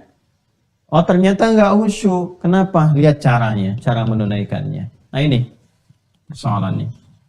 Jadi kalau caranya benar, lahir kehusyuan, ternikmati sholatnya, manfaat datang. Dunia yang 5 kemarin kita sebutkan, ya. Alam kubur terjaga, nanti dibuktikan saat masuk kuburan. Kalau sekarang kan belum kelihatan. Jadi saat masuk kubur baru terasa. Ya kalau ingin cepat merasakan, ya nggak bisa juga sesuai ajal. Kalau ajalnya tiba, baru kemudian masuk ke sini. Di akhirat jelas, semua terkonfirmasi, semua jelas. Hadisnya, ayatnya, dan sebagainya. Nah sekarang kita berada di fase ini. Karena pertanyaannya ini di awal tentang caranya, maka kita akan masuki fase yang ini. Nah ini pengantar kepada cara. Pokoknya banyak muqaddimah deh. Karena muqaddimah itu dasar pemahamannya. Jadi kalau nggak disampaikan dari sini nih, bisa aja kita langsung bahas begini caranya, begini, begitu, dan sebagainya. Tapi kita nggak akan merasakan ya sensasi pembahasan dan pemaknaan yang mungkin bisa mengantarkan kepada motivasi yang kuat untuk menunaikan sholat dengan cara yang benar. Nah, ini kita akan gali teman-teman dengan mengambil penjelasan Nabi dulu. Kalau sudah masuk cara kan teknis ya. Kalau teknis kan sudah masuk pembahasan ya dan penjelasan. Kalau sudah masuk penjelasan, porsinya ada di hadis. Ya, di Rasulullah sallallahu alaihi wasallam. Rasulullah sallallahu alaihi wasallam. Temukannya di hadis. Ya, kalau cari dalil perintah di Al-Qur'an. Ya, Al-Quran dah menyampaikan perintah-perintah umum seperti ini. Teknis, hadis. Karena hadis kan bicara tentang contoh dan seterusnya. Ya kalau semua dijelaskan di Quran, betapa tebal Qurannya itu. Karena semua detail ada di situ. Tidak. Itulah indahnya Islam. Yang terkait dengan praktikal bisa dilihat, ada kemudahan. Ya, tapi hal-hal umum yang secara prinsip mesti ada, langsung firman turun. Supaya nggak beda antara lafaz dengan makna. Yuk kita cek dalam hadis. Kita ambil dua yang paling sahih saja dulu ya, karena ini baru dasar. Nanti setelah itu baru masuk kitab sunan. Ya, kita ambil di Al-Bukhari. Ya, diambil tuh dilihat, maksudnya dicek, bukan diambil Al-Bukhari-nya. Ya, hadis riwayat. Kalau saya sebutkan HR, ya, hadis riwayat. Kalau saya sebutkan QS, Al-Quran surah. Jelas ya? Supaya sepakat dulu ya. Hadis riwayat Al-Bukhari. Nomor hadis 757. Nanti kita buka kitabnya. Kemudian hadis riwayat Muslim, Imam Muslim. Saya dahulukan Al-Bukhari dulu. Nomor hadis 397.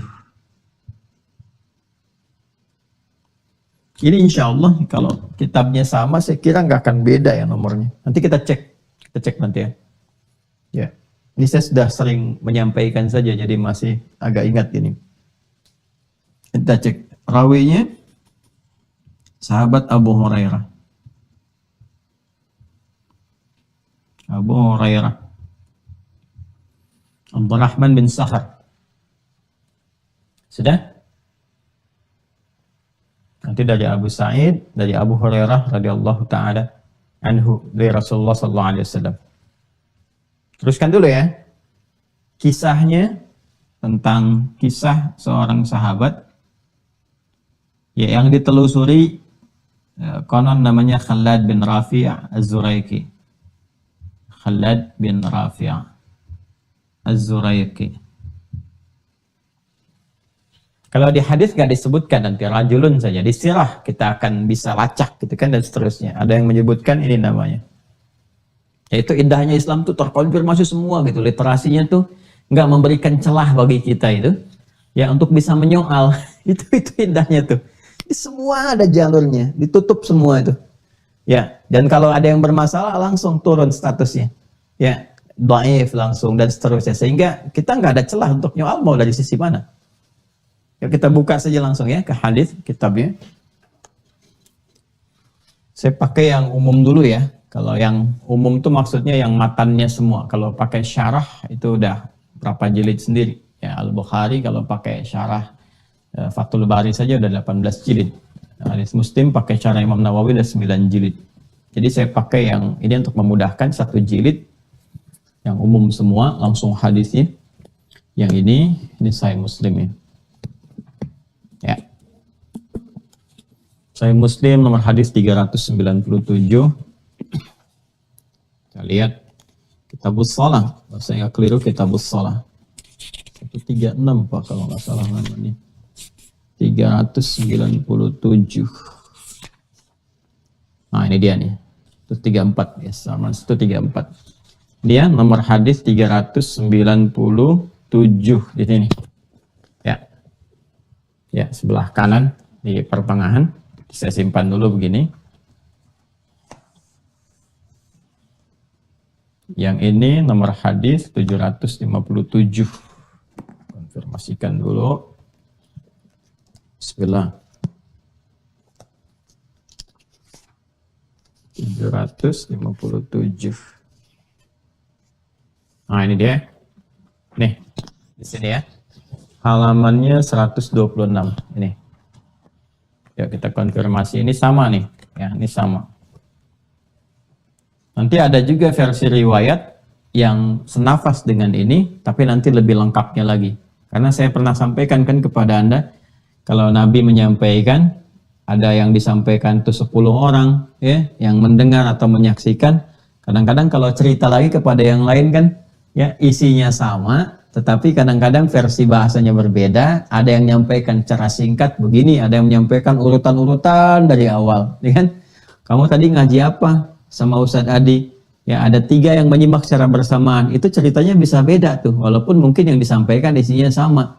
Ada yang mengurutkan, saya tuh ngaji tadi ya, nungguin dari jam 5, ustadznya mulai dari jam 5.20. Ya, ada pembukanya dulu begini. Ada yang langsung nyampaikan, tadi saya ngaji pergi sholat, ya itu pembuka dulu mukadimah sampai 1 jam lebih, ya, baru masuk kepada intinya. Ada yang langsung tadi ngajinya tentang fikih sholat, cara sholat begini, manfaatnya begini, macam-macam. Intinya kan sama, cuma nanti dari gabungan semua itu kita mendapatkan manfaat lebih luas. Itu di ilmu hadis disebut al-jam'u wat taufiq, mengumpulkan semua yang terkait dengan referensi riwayat, lalu diambil petunjuknya kemana arahnya. Nah, itu yang dilakukan. Baik, kita dahulukan Al-Bukhari ya, karena tadi nulisnya di situ di Al-Bukhari. Sekali lagi ini kitab yang Al-Bukhari, halaman 126. Ya, nomor hadis 757. Ya, saya bacakan di Kitabul Adzan ya. Topik yang ke-10. Bismillahirrahmanirrahim. Qala al-Imam al-Bukhari qala haddatsana Muhammad bin Bashar qala haddatsana Yahya bin Ubaidillah qala haddatsani Sa'id bin Abi Sa'id an abihi an Abi Hurairah radhiyallahu taala anhu. Nah, ini tadi yang saya sampaikan. Hadis riwayat Abu Hurairah. Clear ya? Jelas ya? Baik, jadi rawinya sesuai. Anna Rasulullah sallallahu alaihi wasallam, bahwa Rasulullah sallallahu alaihi wasallam beliau mengisahkan, ya dakhala al-masjid, satu kali memasuki masjid. Kalau sudah pakai al-masjid ya alif lam, ini umumnya dipahami Masjid Nabawi. Ya, masuk ke Masjid Nabi. Fa dakhala rajulun fa shalla. Ya, maka enggak lama setelah itu ya, jadi begitu Nabi masuk, di belakangnya masuk juga seorang lelaki. Pakai fa. Ingat ya, fa pernah saya terangkan. Harfu atfin rabitin baina syai'aini bila hudud, ya, huruf yang menyambungkan konjungsi antara dua peristiwa tanpa jeda. Peristiwa pertama, Nabi SAW masuk ke masjid. Peristiwa kedua, seorang lelaki, sahabat juga masuk ke masjid. Ya, ini di awal-awal ya, di awal-awal nih masa-masa keislaman, artinya masa-masa sholat diajarkan. Kan sholat itu diturunkan perintahnya setahun sebelum hijrah kan ke Yathrib, kelak jadi Al-Madinah Al-Munawwarah. Ini di awal-awal masa Islam. Nabi masuk, laki-laki ini masuk juga. Nah, ini antara Nabi masuk dengan laki-laki masuk ini, jedanya nyaris tanpa jeda. Jadi masuk, ini masuk. Ikut, ya. Kemudian fasalla. Nah, orang ini salat. Ya, bisa dipahami nanti kalau kita duga, ini kan baru masuk masjid. Berarti kan yang paling gampang tahiyatul masjid kan. Ya, kalau salatnya sudah masuk salat yang fardu, pasti berjamaah. Nabi ngimamin, salat di belakang Nabi. Redaksinya pasti akan berbeda. Redaksinya orang itu misalnya sholat ngikut Nabi, makmum, tapi ini tidak. Ya, ini terpisah. Jadi Nabi sudah masuk, orang ini masuk, dia sholat. Diduga kuat ini sholatnya tahiyatul masjid. Nah, maka sunnahnya saat masuk masjid, ya kita tunaikan tahiyatul masjid kalau waktu itu memungkinkan. Tahiyatul masjid itu adalah setiap sholat yang dikerjakan 2 rakaat. Ya, di awal kita saat memasuki masjid. Jadi apapun jenis sholatnya tidak dirinci. Ya. Idza dakhala ahadakumul masjid fala yajlisa hatta yusalli rak'atain. Kalau Anda satu di antara Anda itu masuk masjid, maka disarankan tidak langsung duduk ya, kecuali diawali dengan salat 2 rakaat. 2 rakaat itu umum sifatnya apa saja. Ya, kalau Anda misalnya datang bersamaan dengan 2 rakaat sebelum subuh, ya Anda tunaikan 2 rakaat sebelum subuh. Nah, itu sudah masuk kategori tahiyatul masjid juga. Jadi dari penamaannya masuk tahiyatul masjid, jenisnya bisa macam-macam. Ya, bisa 2 rakaat misalnya nawafil, yang sunnah, rawatib bisa. Ya, atau begitu masuk sudah dimulai sholat fardu, jangan sholat sunnah sendirian, tidak. Langsung aja ikuti sholat subuhnya itu. Ya, 2 rakaat itu. Jadi itu sudah ditunaikan, 2 rakaat sudah subuhnya sudah selesai dan itu sudah terpenuhi juga. Ya, untuk penghormatan terhadap masjidnya. Jadi semua jenis sholat 2 rakaat ya, yang kita kerjakan saat kita ada di masjid itu sudah masuk kualifikasi itu. Itu nama umum sifatnya. Nah, sekarang saya masuk masjid aja Ustadz, bukan di waktu-waktu sholat yang khusus sifatnya, bukan di 5 waktu itu. Jam 9 saya ke masjid, ya nggak ada waktu sholat khusus tertentu. Bagaimana? Ya tunaikan aja. Ya wudhu misalnya, kemudian niatkan. Sholatnya apa? Bisa sholat sunnah langsung misalnya, sholat sunnah wudhu, atau langsung disebutkan tahiyatul masjid, boleh. Ya, jadi mau duha boleh, atau langsung sebutkan tahiyatul masjid ya boleh. Jadi sholat tahiyatul masjid itu umum sifatnya. Sepanjang setiap sholat yang rakaatnya 2. Nah, jadi orang ini sholat fasallama. Ya, fasallama ala nabiyyi sallallahu alaihi wasallam. Begitu selesai sholat, dia mendatangi Nabi. Di redaksi lain nanti ada yang lebih panjang. Ya, begitu dia fasallama, ya, dia salam, thumma atan nabiyya sallallahu alaihi wasallam. Ya, dia datang kepada Nabi sallallahu alaihi wasallam. Ini redaksinya dipersingkat. Tadi kan gimana orang yang menyampaikan kepada kita itu redaksi yang diterima dari orang-orang yang ada, dia mengisahkan sampai kepada kita. Fasallama ala Nabi sallallahu alaihi wasallam, maka dia datang kepada Nabi sallallahu alaihi wasallam mengucapkan salam. Faradda, maka Nabi membalas salamnya. Nah, ini ingat ya. Menyampaikan salam sunnah, menjawab hukumnya wajib. Jadi kalau orang mau siapapun ngasih salam, jawab. Ya, jawab. Jangan melihat perasaan karena itu hukumnya wajib. Ya, kalaupun ada sedang bersengketa, dia mengucapkan salam, jawab dulu aja. Waalaikumsalam warahmatullahi wabarakatuh. Itu bisa melenturkan juga. Ya. Ya, ada suami istri sedang punya masalah, suami pulang ke rumah, Assalamualaikum, lam. Atau dilirik apa? Kok nggak dijawab, Pak? Ya, sir. Salam nggak bisa sir, jahar, ribut lagi deh. Enggak, ya, salam jawab aja. Ya, boleh jadi dengan itu nanti ada satu hikmah tertentu untuk melembutkan jiwa. Faradda, maka dijawab oleh Nabi SAW salamnya. Waqala, lalu Nabi langsung mengomentari tentang sholatnya. Nah, ini yang menarik nih. Irji' fasalli fa innaka lam tusalli.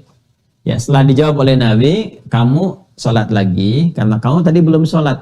Tuh, lihat ya. Lihat detail kalimatnya. Irji' fasalli fa innaka lam tusalli. Kamu balik lagi karena kamu tadi belum sholat. Sholat lagi. Ya, maka kemudian apa yang terjadi? Faraja'a yusalli kama shalla. Maka dia balik sholat lagi, ditunaikan seperti yang tadi persis. Jadi dia sholat seperti yang tadi. Ya. Lalu apa yang terjadi? Kemudian tsumma ja'a fasallama 'ala Nabi sallallahu alaihi wasallam. Maka dia balik lagi ke Nabi, ngucapin salam lagi. Assalamualaikum ya Rasulullah. Dia datang kembali. Maka faqala irji' fasalli fa innaka lam tusalli. Nabi komennya sama lagi dengan yang pertama tadi. Kamu sholat lagi karena kamu belum sholat. Padahal udah 2 kali itu. Ya, salatan sampai 3 kali dia melakukan itu. Jadi dia sholat, setelah selesai datang lagi kepada Nabi, dia nyalamin, ya, maksudnya memberikan salam, Assalamualaikum ya Rasulullah. Dijawab Waalaikumsalam. Ya, sudah dijawab Waalaikumsalam, dia kan dijawab salamnya, faradda alaihi. Kemudian Nabi mengatakan, kamu sholat lagi karena kamu belum sholat. Padahal sudah sholat. Diulang, datang lagi, disampaikan yang serupa sampai 3 kali. Ya, setelah yang ketiga kali ini, faqala, maka dia kemudian berkata, dia menyadari nih, ini ada yang salah nih. Saya disuruh sholat lagi pasti ada yang salah. Nah, ini yang paling menarik ya. Nah, maka apa yang dia katakan? Fawalladzi ba'atsaka bil haqq ma uhsinu ghairah. Ya Rasulullah, demi Allah yang telah mengutus engkau bil haqq dengan semua kebenaran. Kau itu yang paling benar, ajarannya benar, semua yang melekat padamu benar. Ini bahasa yang sangat sopan, halus sekali. Ya, ini sudah memberikan kesan. Apa kesannya? Bahwa pada diri saya pasti sholatnya ada yang gak benar tadi ya Rasulullah. Kan? Ada yang gak benar. Ya, maka demi Allah yang telah mengutus engkau dengan segala kebenaran. Ya, terus dia jujur dulu. Apa jujurnya? Ma uhsinu ghairah. Ya Rasulullah, saya itu mampunya menunaikan sholat yang seperti tadi, nggak bisa lebih baik dari yang tadi. Taunya baru seperti tadi itu, ya kan? Maka alimni fa'alimni, mohon ajarkan saya seperti apa yang benar. Ini hebat sekali. Ya, ini hebat sekali. Jadi sahabat itu seperti itu, Bapak Ibu sekalian, teman-teman. Kalau ada merasa yang kurang tepat, itu minta diajarin, bukan mempertahankan kesalahan. Dan nggak pernah protes. Kenapa ya Nabi? Tadi kan udah sholat, ya? Kok diulang lagi ya Rasul? Ya Rasul capek diulang-ulang, nggak begitu, ya? Coba deh, kalau tipikal sahabat yang ditanamkan, ya kan harus ada trust juga ya. Ada trust, dari trust itu anak nggak protes, ya. Anak disuruh, nah ulangi sholatnya, kenapa sih? Kan tadi barusan udah sholat, ya? Padahal ada yang salah tuh. Nah coba dilihat lagi, nanti ada fikihnya tersendiri. Ya, fikih, nanti ada fikih pembelajaran dari orang tua ke anak. Kan Nabi contoh teladan. Ya, ngajarkan ke anak bagaimana, ke cucu bagaimana, ke teman bagaimana. Ini sahabat nggak marah, nggak protes, langsung sami'na wa ata'na. Ya Rasulullah, yang telah demi Allah yang telah mengutus engkau dengan segala kebenaran. Ya, saya merasakan, ya saya ada yang kurang, tapi saya nggak mampu, dapatnya begini taunya. Mohon ajarkan saya. Nah, di sini ya respon inilah yang kita keluarkan menjadi pembelajaran kita saat ini. Fa'alimni, mohon ajarkan saya. Begitu kemudian ada permintaan seperti itu, faqala, Nabi langsung memberikan respon. Apa responnya? Idza qamta ila shalah, idza qumta ila shalah. Kalau kamu ingin sempurna menunaikan sholat. Ya. Ingat gak yang saya sampaikan itu kata sholat tuh di Al-Quran itu selalu diawali dengan derivasi kata aqama,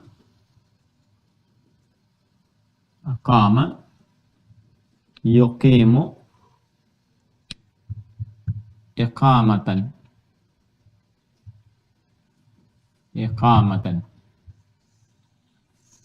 Atau nanti praktikalnya bisa ke kata dasar asalnya qama yaqumu.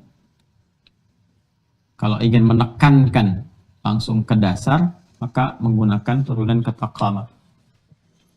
Kan? Kalau ingin penegakannya secara sempurna menunjuk kepada arahan maka gunakan kata aqama. Ya. Aqama itu sesuatu yang ditegakkan dengan sempurna, dengan baik, ya, dengan baik. Nanti beda-beda maknanya. Ada qama, aqama, qawwama ada. Ya, qawwama yuqawwimu taqwiman. Laqad khalaqnal insana fi ahsani taqwim. Ar-rijalu qawwamuna 'alan nisa. Ada, ya. Nanti ada maknanya sendiri. Kalau sudah ke aqama artinya berusaha, ya, menjadikan sesuatu itu tegak sempurna. Ya, karena itu kan seringkali terjemahkan tegakkan sholat. Tegak yang dimaksud itu menunjuk kepada usaha yang sempurna. Ya, kesempurnaan itu menegakkan apa yang ditegakkan. Ini aturannya nih, supaya aturan itu tegak. Ya, maksudnya tunaikan sesuai semampu kita, ya, sesempurna yang bisa kita lakukan. Untuk menyesuaikan dengan aturan-aturan, ikutin aturan yang tegakkan ini nih, tegakkan aturan. Ya, tegakkan hukumnya. Kalau ini diikuti dengan baik, ditegakkan aturannya, maka sempurna keadaan sholat kita.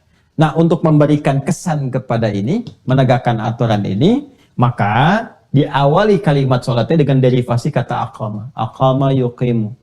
Ya, ini jadi aqamu, perintahnya aqim, aqimis sholata liduluki syamsi ila ghasaqil lail. Aqimis sholata tarafain nahar wa zulafan minal lail. Yuqim, jamaknya yuqimun, alladzina yu'minuna bil ghaibi wa yuqimunas shalah. Jelas ya? Nah, ini jadi kalau sudah ada aqama yuqimu, aqim itu maksudnya perintah untuk menegakkan aturan. Jangan sholat sembarangan. Jelas? Jelas ya? Jangan sholat sembarangan. Isyaratnya, ini sifatnya iqamah. Ya, makanya kita diingatkan kembali, supaya sholat kamu khusyuk, dapat manfaat, tegakkan aturannya ya. Kan? Jangan keluar dari aturan, jangan menyimpang kemana-mana, kuatkan koneksinya, siapkan dulu. Karena itu setiap kali sebelum sholat itu, ini ada iqamah nih. Coba kalau berjamaah kita, ada yang iqamah kan? Cuma ya kita kan kadang di Indonesia umumnya senang menyingkat-singkat. Iqamah, singkat aja, qomat. Ya, qomat tuh singkatan dari iqamah. Ya, qomat. Ya, qomat. Dari mana nyingkatnya? Dari sini ketika akan ditegakkan. Qad qomatis shalah. Oh, qomat tuh. Jelas ya? Padahal isyarat awalnya untuk menegakkan ini dari kata iqamah. Aqama yuqim iqamah. Kalau di Arab biasanya orang Arab langsung iqamah. Ya akhi, iqamah, ya kan? Ya akhi, ingatkan yang lain, tegakkan aturan, siap. Makanya ketika akan sholat, ini nanti ada panduan kekhusyuan. Disiapkan supaya khusyuk. Nanti saat masuk teknis, ya saya terangkan lafad-lafad iqamah itu yang senafas dengan adzan. Allahu Akbar, ya kan? Asyhadu an la ilaha illallah, asyhadu anna Muhammadar Rasulullah, ya. Hayya 'alas shalah, hayya 'alal falah, qad qamatis shalah. Nah, pakai qad. Kenapa pakai qad? Kenapa dari aqama pindah ke qama ke sini? Nah, itu ada maknanya sendiri. Nah, jadi kalau sudah ada iqamat, artinya ini panduan kepada kita pengingat untuk mulai menegakkan aturan supaya khusyuk. Supaya khusyuk. Dan nanti kata khusyuk ini, ya kata khusyuk, nanti kita akan bahas detail. Puncaknya adalah membawa kita tersambung ke sini, ke Allah. Ya, itu nanti di Al-Baqarah ayat 45 sampai 46. Nanti kita bahas detail. Ya. Wasta'inu bis-sabri was-salah wa innaha lakabiratun illa 'alal khashi'in. Siapa khusyuk itu? Alladzina yadhunnuna annahum mulaqu rabbihim. Ini ya, tersambung dengan Allah. Jadi kalau kita benar ini nyimak iqamat dengan benar, belajar aturannya. Jadi begitu iqamat, ya, begitu iqamah, Allahu akbar, ingat ini, terbawa kita ke sini. Jelas ya? Nah, jadi iqamah itu bukan kalimat-kalimat sembarangan, bukan formalitas sholat dimulai. Ya, bukan formalitas jamaah disiapkan, tidak. Ya, ini mengikat semua. Makanya mengikat ke imam juga. Begitu iqamah disampaikan, ya, diperdengarkan, imam kan berbalik melihat makmum semua. Ya, lalu melihat safnya, istaqimu, dilihat itu. Ya, itu bukan tanya jawab, sudah tahu, tidak. Itu begitu dicek tuh, dilihat. Saya kalau di Tripoli itu muter. Ya, minimal saf terdepan itu. Ke samping itu ngelihat tuh. Terus dilihat kakinya, dilihat lurusnya dan sebagainya. Terus dilihat siapa yang sholat. Ya, siapa yang sholatnya? Apakah orang mampir, transit, atau orang mukim? Ya, kemudian orang tua atau yang remaja atau anak-anak kecil. Selain nata sholat, nata saf dalam sholat, itu menata nanti surat apa yang dibaca supaya tercover ya oleh makmum pada umumnya. Jadi makmum tuh bisa kuat. Jangan sampai cuma istaqimu, nengok juga enggak. Ya, enggak tahu siapa yang sholat di belakang. Dibacakan Al-Baqarah. Ya, sholatnya sholat Isya sampai akhir lagi. Ya, 286 dibagi 2. Begitu nengok enggak ada yang tahan di belakang, udah hilang semua. Ya, jadi lihat siapa yang sholat. Ini ada yang mungkin takut ketinggalan pesawat deh. Di bandara kok ngimamin suratnya Yasin. Di bandara tuh kul aja, kulhu. Ya, kul a'udzu birabbil falaq, kul a'udzu birabbin nas, selesai. Ya, di bandara kan mau pakai surat Yasin, mau pakai An-Nisa'an, Baqarahan.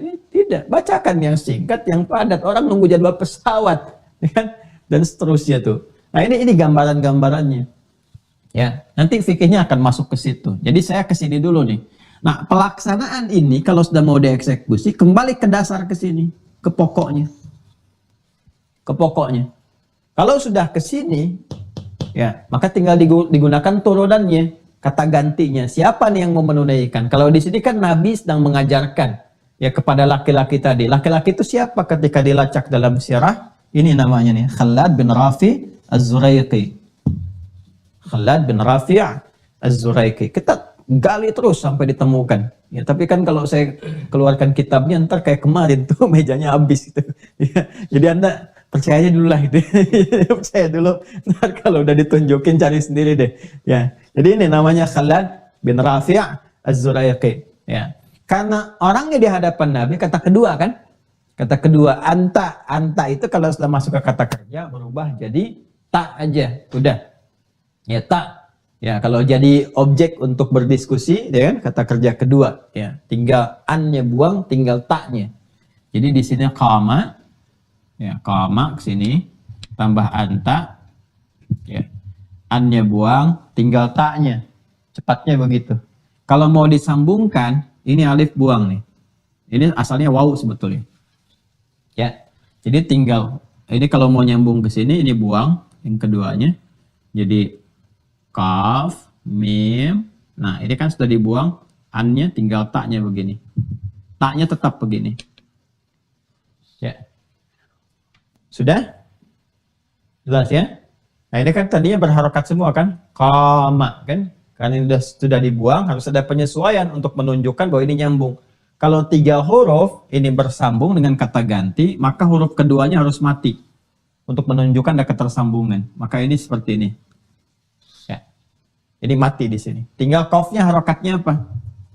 Nggak boleh sama dengan yang awal. Kalau yang sidikan qa, ya, qama, ya, maka di sini kita kemudian gantikan untuk menunjukkan bahwa ini telah bersambung dengan tak, kata ganti kedua. Pakai dhammah u. Jelas ya? Ya, kalau i terlalu berat, idza kimta, nggak enak juga diucapkannya. Orang Arab pun nggak enak feelingnya. Ya, makanya menggunakan dhammah. Idza qumta. Kenapa menggunakan dhamma? Alasan keduanya untuk menunjukkan ini ada waw yang dibuang. Ya, ini asalnya waw, ini bukan alif. Untuk penyesuaian saja jadi alif. Ya, ini asalnya waw. Panjang belajarnya, 6 tahun. Jadi ilmu sorok ini, ilmu sorok. Jadi ikutin aja dulu ya. Ini asalnya wawu untuk menunjukkan wawu, kesesuaiannya pakai dhammah. Jadi idza kumta, kumta. Nah, jadi kalau sudah kembali ke bentuk ini, artinya siap ditunaikan.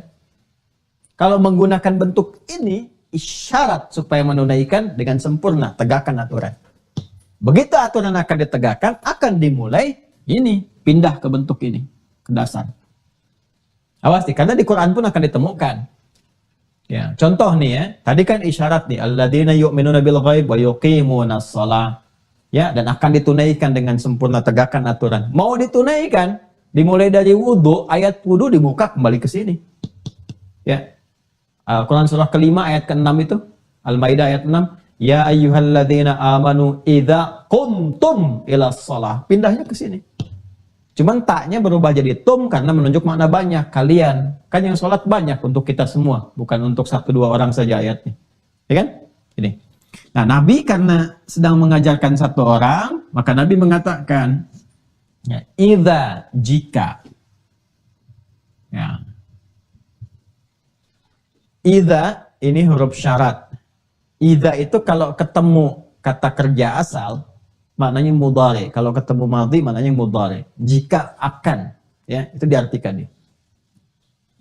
Idza qumta, kata Nabi. Nah, jika, kalau ini rumus cepat saja ya, kalau ada bersambung dengan kata ganti, yang diterjemahkan yang ininya dulu, yang orangnya dulu, kata gantinya. Idza qumta, jika kamu, engkau, ya. Kalau kembali ke sana, Khalad bin Rafi Az-Zuraiki, Nabi sampaikan, ya Khalad, jika engkau, ya kan, qumta, ingin menunaikan sholat dengan sempurna, sesuai dengan aturannya. Nah, idza qumta ilas shalah, jika kamu ingin menegakkan, mulai ini ya, ingin mulai melakukan sholat dengan sempurna, sesuai dengan aturannya, maka lakukan sebagai berikut. Jelas ya? Nah ini, jadi ini yang saya tunjukkan kalau menemukan kata ini di Al-Quran, tadi hadis, atau yang ini, itu perbedaannya demikian. Maaf ya, sabar ya kalau agak detail dijelaskan supaya betul-betul paham mengakar. Bismillah, teruskan. Idza qumta ilas shalah, nah kita ini masuk definisi. Nah tadi ini dahsyat tuh gini dalam Islam. Dari mana ditemukan istilah ibadah dibuka dengan takbir diakhiri dengan salam, kan? Nah, dari mana tuh? Bukan sembarangan. Ini referensinya dari sini. Ya. Idza qumta ilas shalah, apabila kamu, ya kan, akan menunaikan salat dengan sempurna, ya, menegakkan aturan itu, fakabbir, maka dibuka dengan takbir. Dijelaskan oleh Nabi. Begini caranya. Nah, ini kan gambaran umum saja. Ya, nanti detailnya ada. Detailnya ada lagi di riwayat yang lainnya. Ini gambaran umumnya dulu. Makanya tadi saya sampaikan kan, yang menyimak kisah itu ada berapa orang. Dan dari sekian orang kan ceritanya bisa macam-macam. Nabi nyampaikan begini, ada yang detail menyampaikan tuh si fulan orangnya begini, diajarin begini. Bisa jadi begitu. Ya. Nanti kita akan lihat riwayat yang lainnya. Fakabbir, maka dibuka dengan takbir. Ya, tsumma qra ma tayassara ma'ak minal Qur'an. Kemudian setelah itu baca yang paling ringan, yang paling mudah yang kamu hafal dari Al-Qur'an. Ma tayassara ma'aka, yang paling ringan. Ya, ini prinsip sholat itu yang memudahkan kita. Ya, ringan itu bisa relatif. Bagi orang hafal Quran ringan, ya Al-Baqarah ringan, Al-Imran ringan, ya kan? Ya, bagi yang mengawali awal-awal, ini prinsipnya memberikan kemudahan. Ya, jangan sampai kalau ada orang misalnya mu'alaf masuk Islam langsung sholat. Oh, kalau kamu mau dapat faidah yang banyak istimewa, apalin Al-Baqarah. Enggak. Kan bismillah dulu, Al-Fatihah cukupkan dulu, ayat-ayat pendek dulu. Anak-anak juga begitu fikihnya. Ya, jika anak-anak juga yang paling ringan dulu supaya dia senang dengan sholat itu nyaman, merasakan kenikmatan. Yang paling penting melatih konektivitas dulu. Yang penting nyambung dulu. Terus setelah sudah merasakan kenikmatan, nambah sendiri kok. Bapak Ibu juga begitu kan? Ya. Kalau sudah tersambung, sudah merasa enak, pengen berlama-lama dalam sholat. Sujudnya pengen lama, berdirinya pengen lama. Silahkan cek, kalau nggak percaya silahkan. Semakin iman meningkat, semakin kuat sinyalnya, semakin pengen lama terhubung. Ya, Anda aja kalau ngaji begini, ya kan nggak terasa udah 2 jam, 3 jam. Ya, bahkan kalau saya baru 1 jam mau saya akhiri aja, kok sebentar ya? Udah 1 jam saya bicara. Kan? Ini udah hampir 2 jam nih. Jadi kita tuh kalau sudah nyaman, apapun yang dikerjakan, itu enak aja. Ya, ini ya.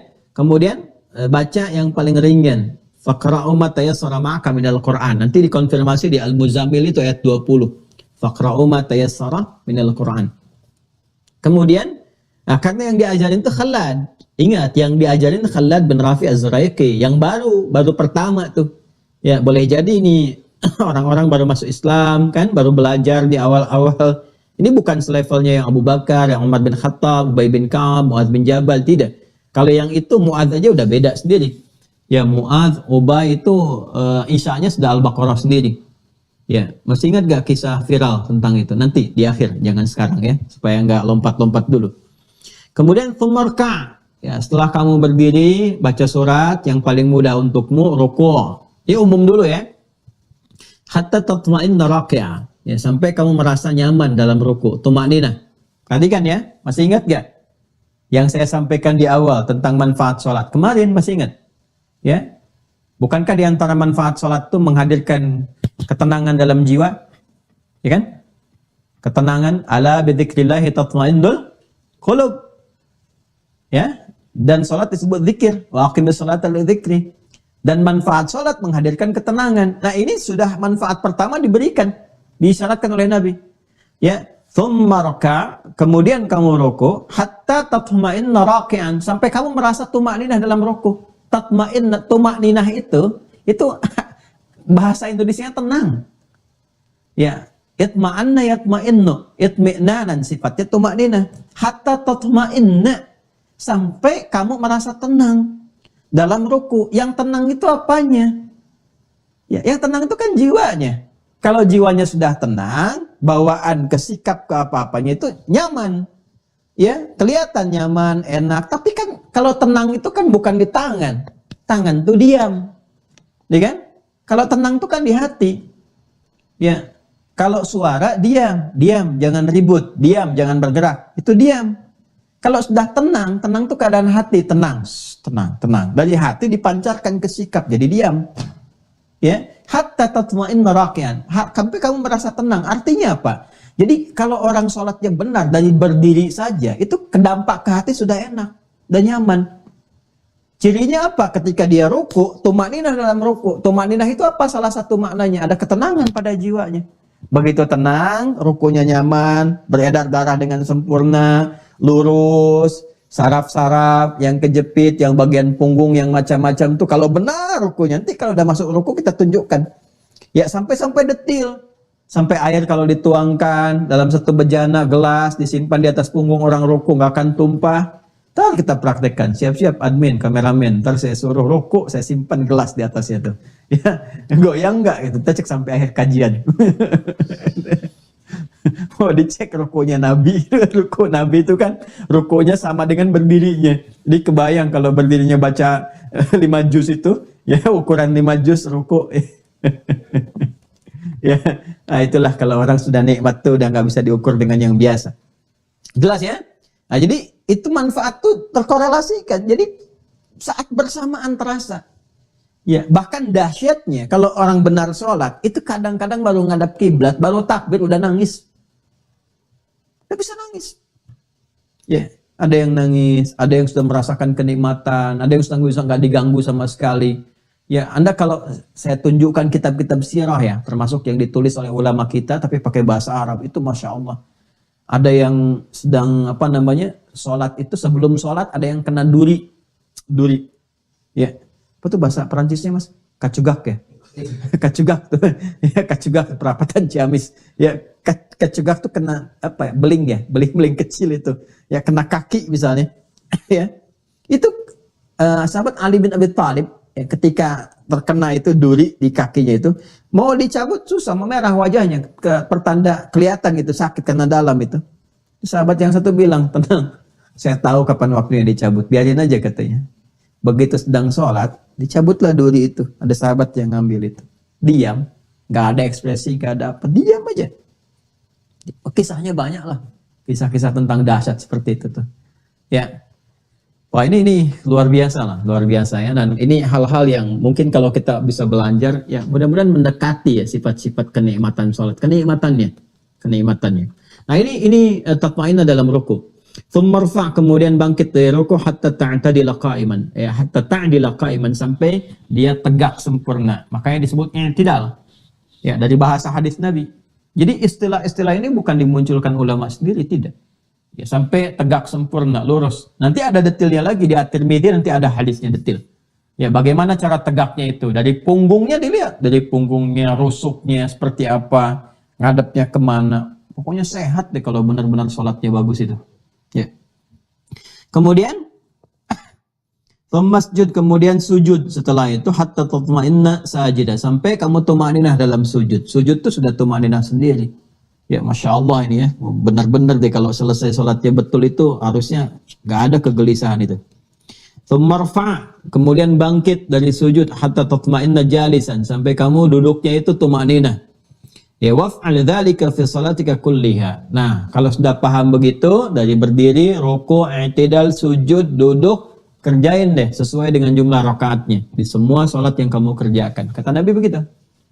Nah, ini bahasa umum di Al-Bukhari. Ya, di Muslim senafas dengan ini. Jadi di hadis Muslim berhadis 397 itu sama persis dengan ini. Ya, sama persis. Jadi saya tidak baca ulang karena semua sama. Hanya ada beberapa penekanan-penekanan, kayak misalnya di sini ta'dila, di sini ta'tadila. Jadi bisa dibaca ta'dila, bisa dibaca ta'tadila. Ya, contoh kalau kita baca cepat ya dari alimni, ya kan?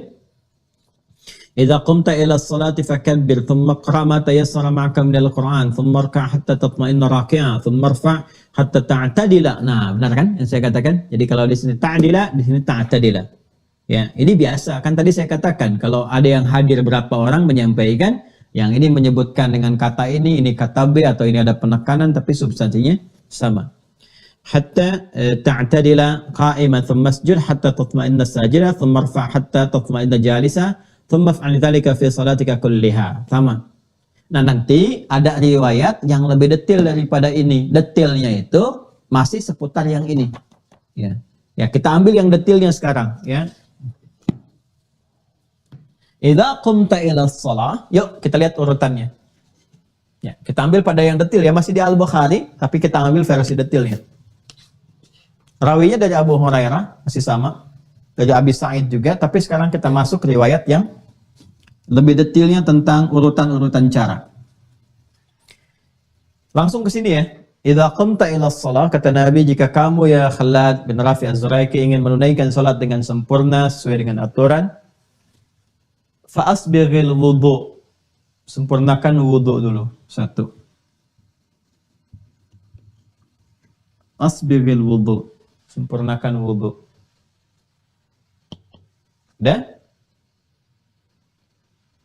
Dan kesempurnaannya menggunakan kata isbagh. Asbighil wudu.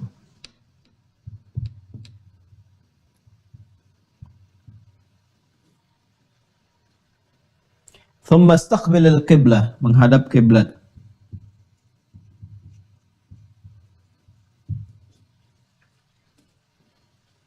Sudah? Idza qumta ila shalah fa asbighil wudu' thumma istaqbilil qiblah.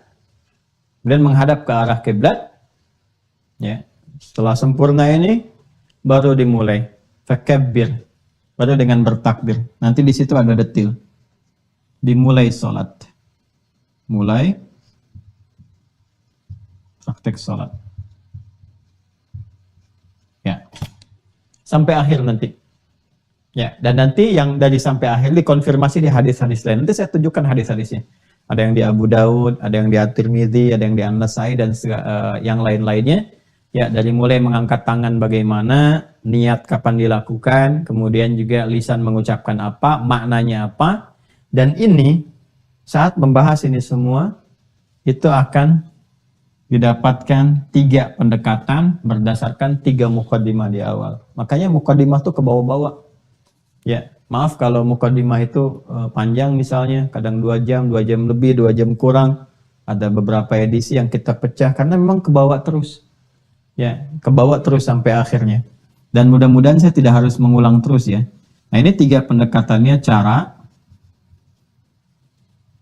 Sudah? Caranya bagaimana? Cara wudhu bagaimana? Ya kan? Cara menghadap kiblat seperti apa? Praktek dari awal sampai akhir bagaimana? Ya. Kemudian bacaan terkait dengan makna.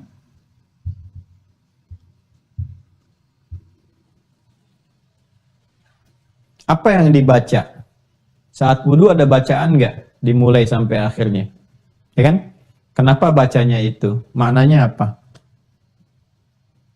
Yang terakhir adalah hikmah.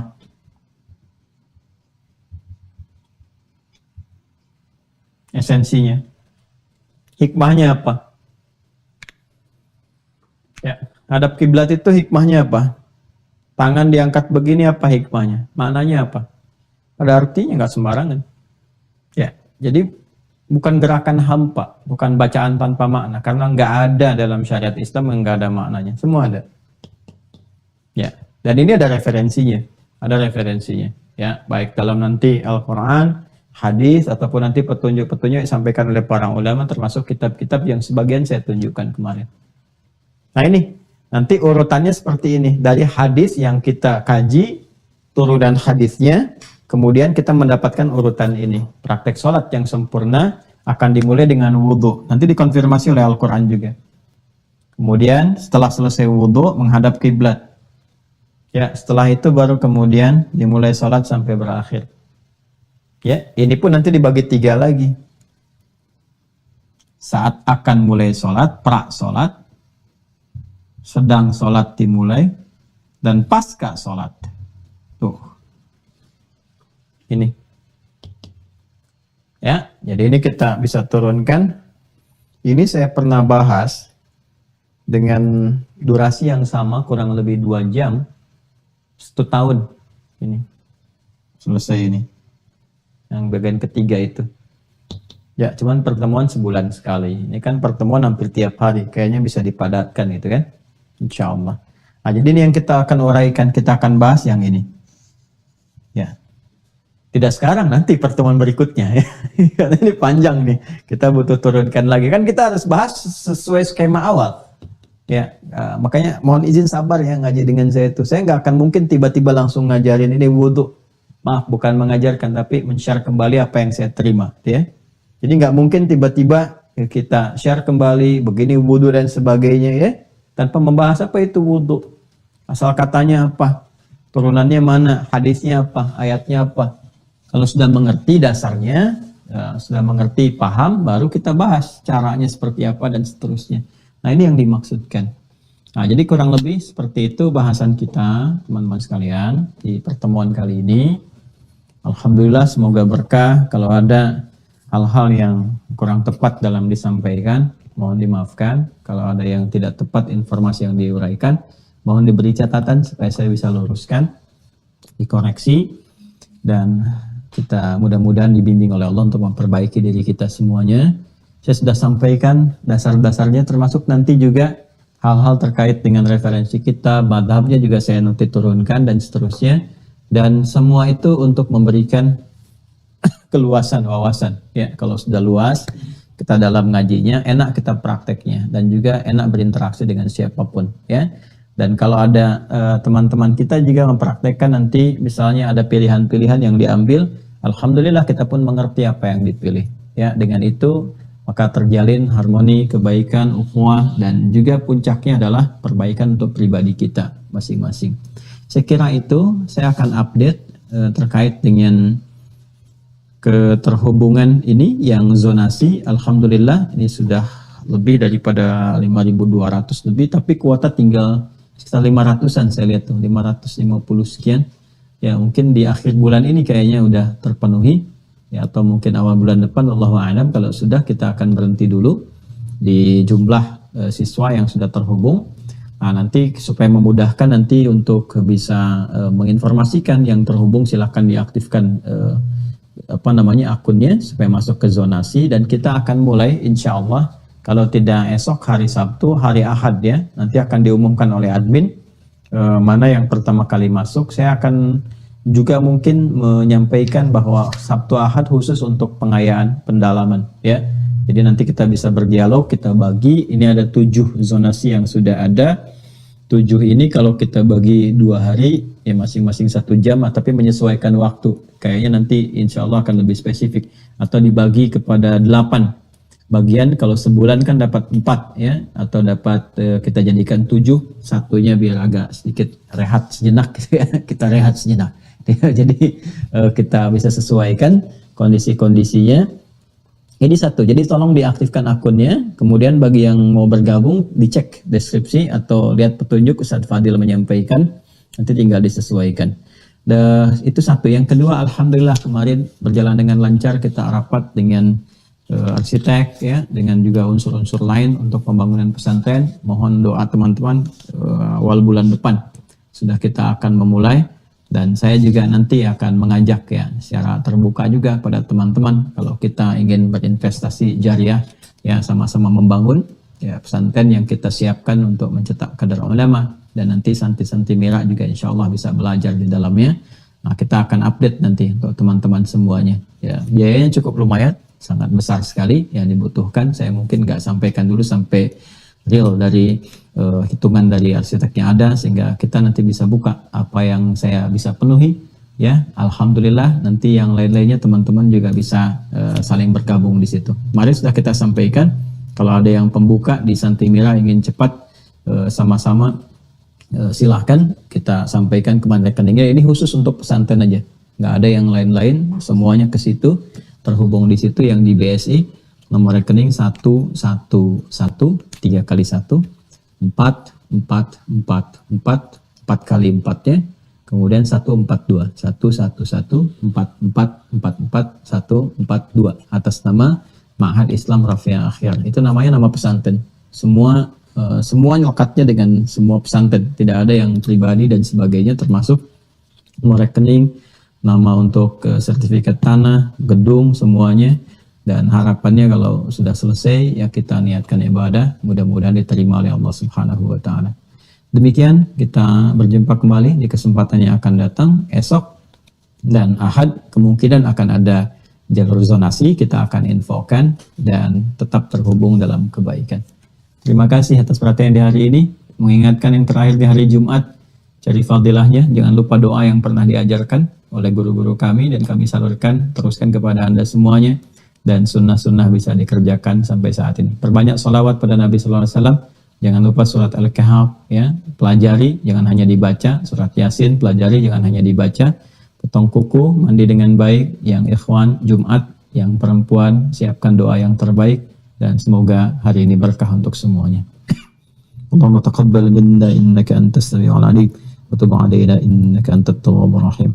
اللهم اجعلنا مقيم الصلاة ومن ذريتنا يا أرحم الراحمين والحقنا بالصالحين مع الذين أنعمت عليهم من النبيين والصديقين والشهداء والصالحين وحسن أولئك رفيقا. اللهم بارك لنا يا الله في هذا اليوم وفي كل الأيام الباقية يا رب العالمين كما تحب وترضى. صلى الله على سيدنا محمد وعلى آله وصحبه أجمعين وآخر دعوانا سبحانك اللهم وبحمدك نشهد أن لا إله إلا أنت استغفرك ونتوب إليك والحمد لله رب العالمين. السلام عليكم ورحمة الله وبركاته.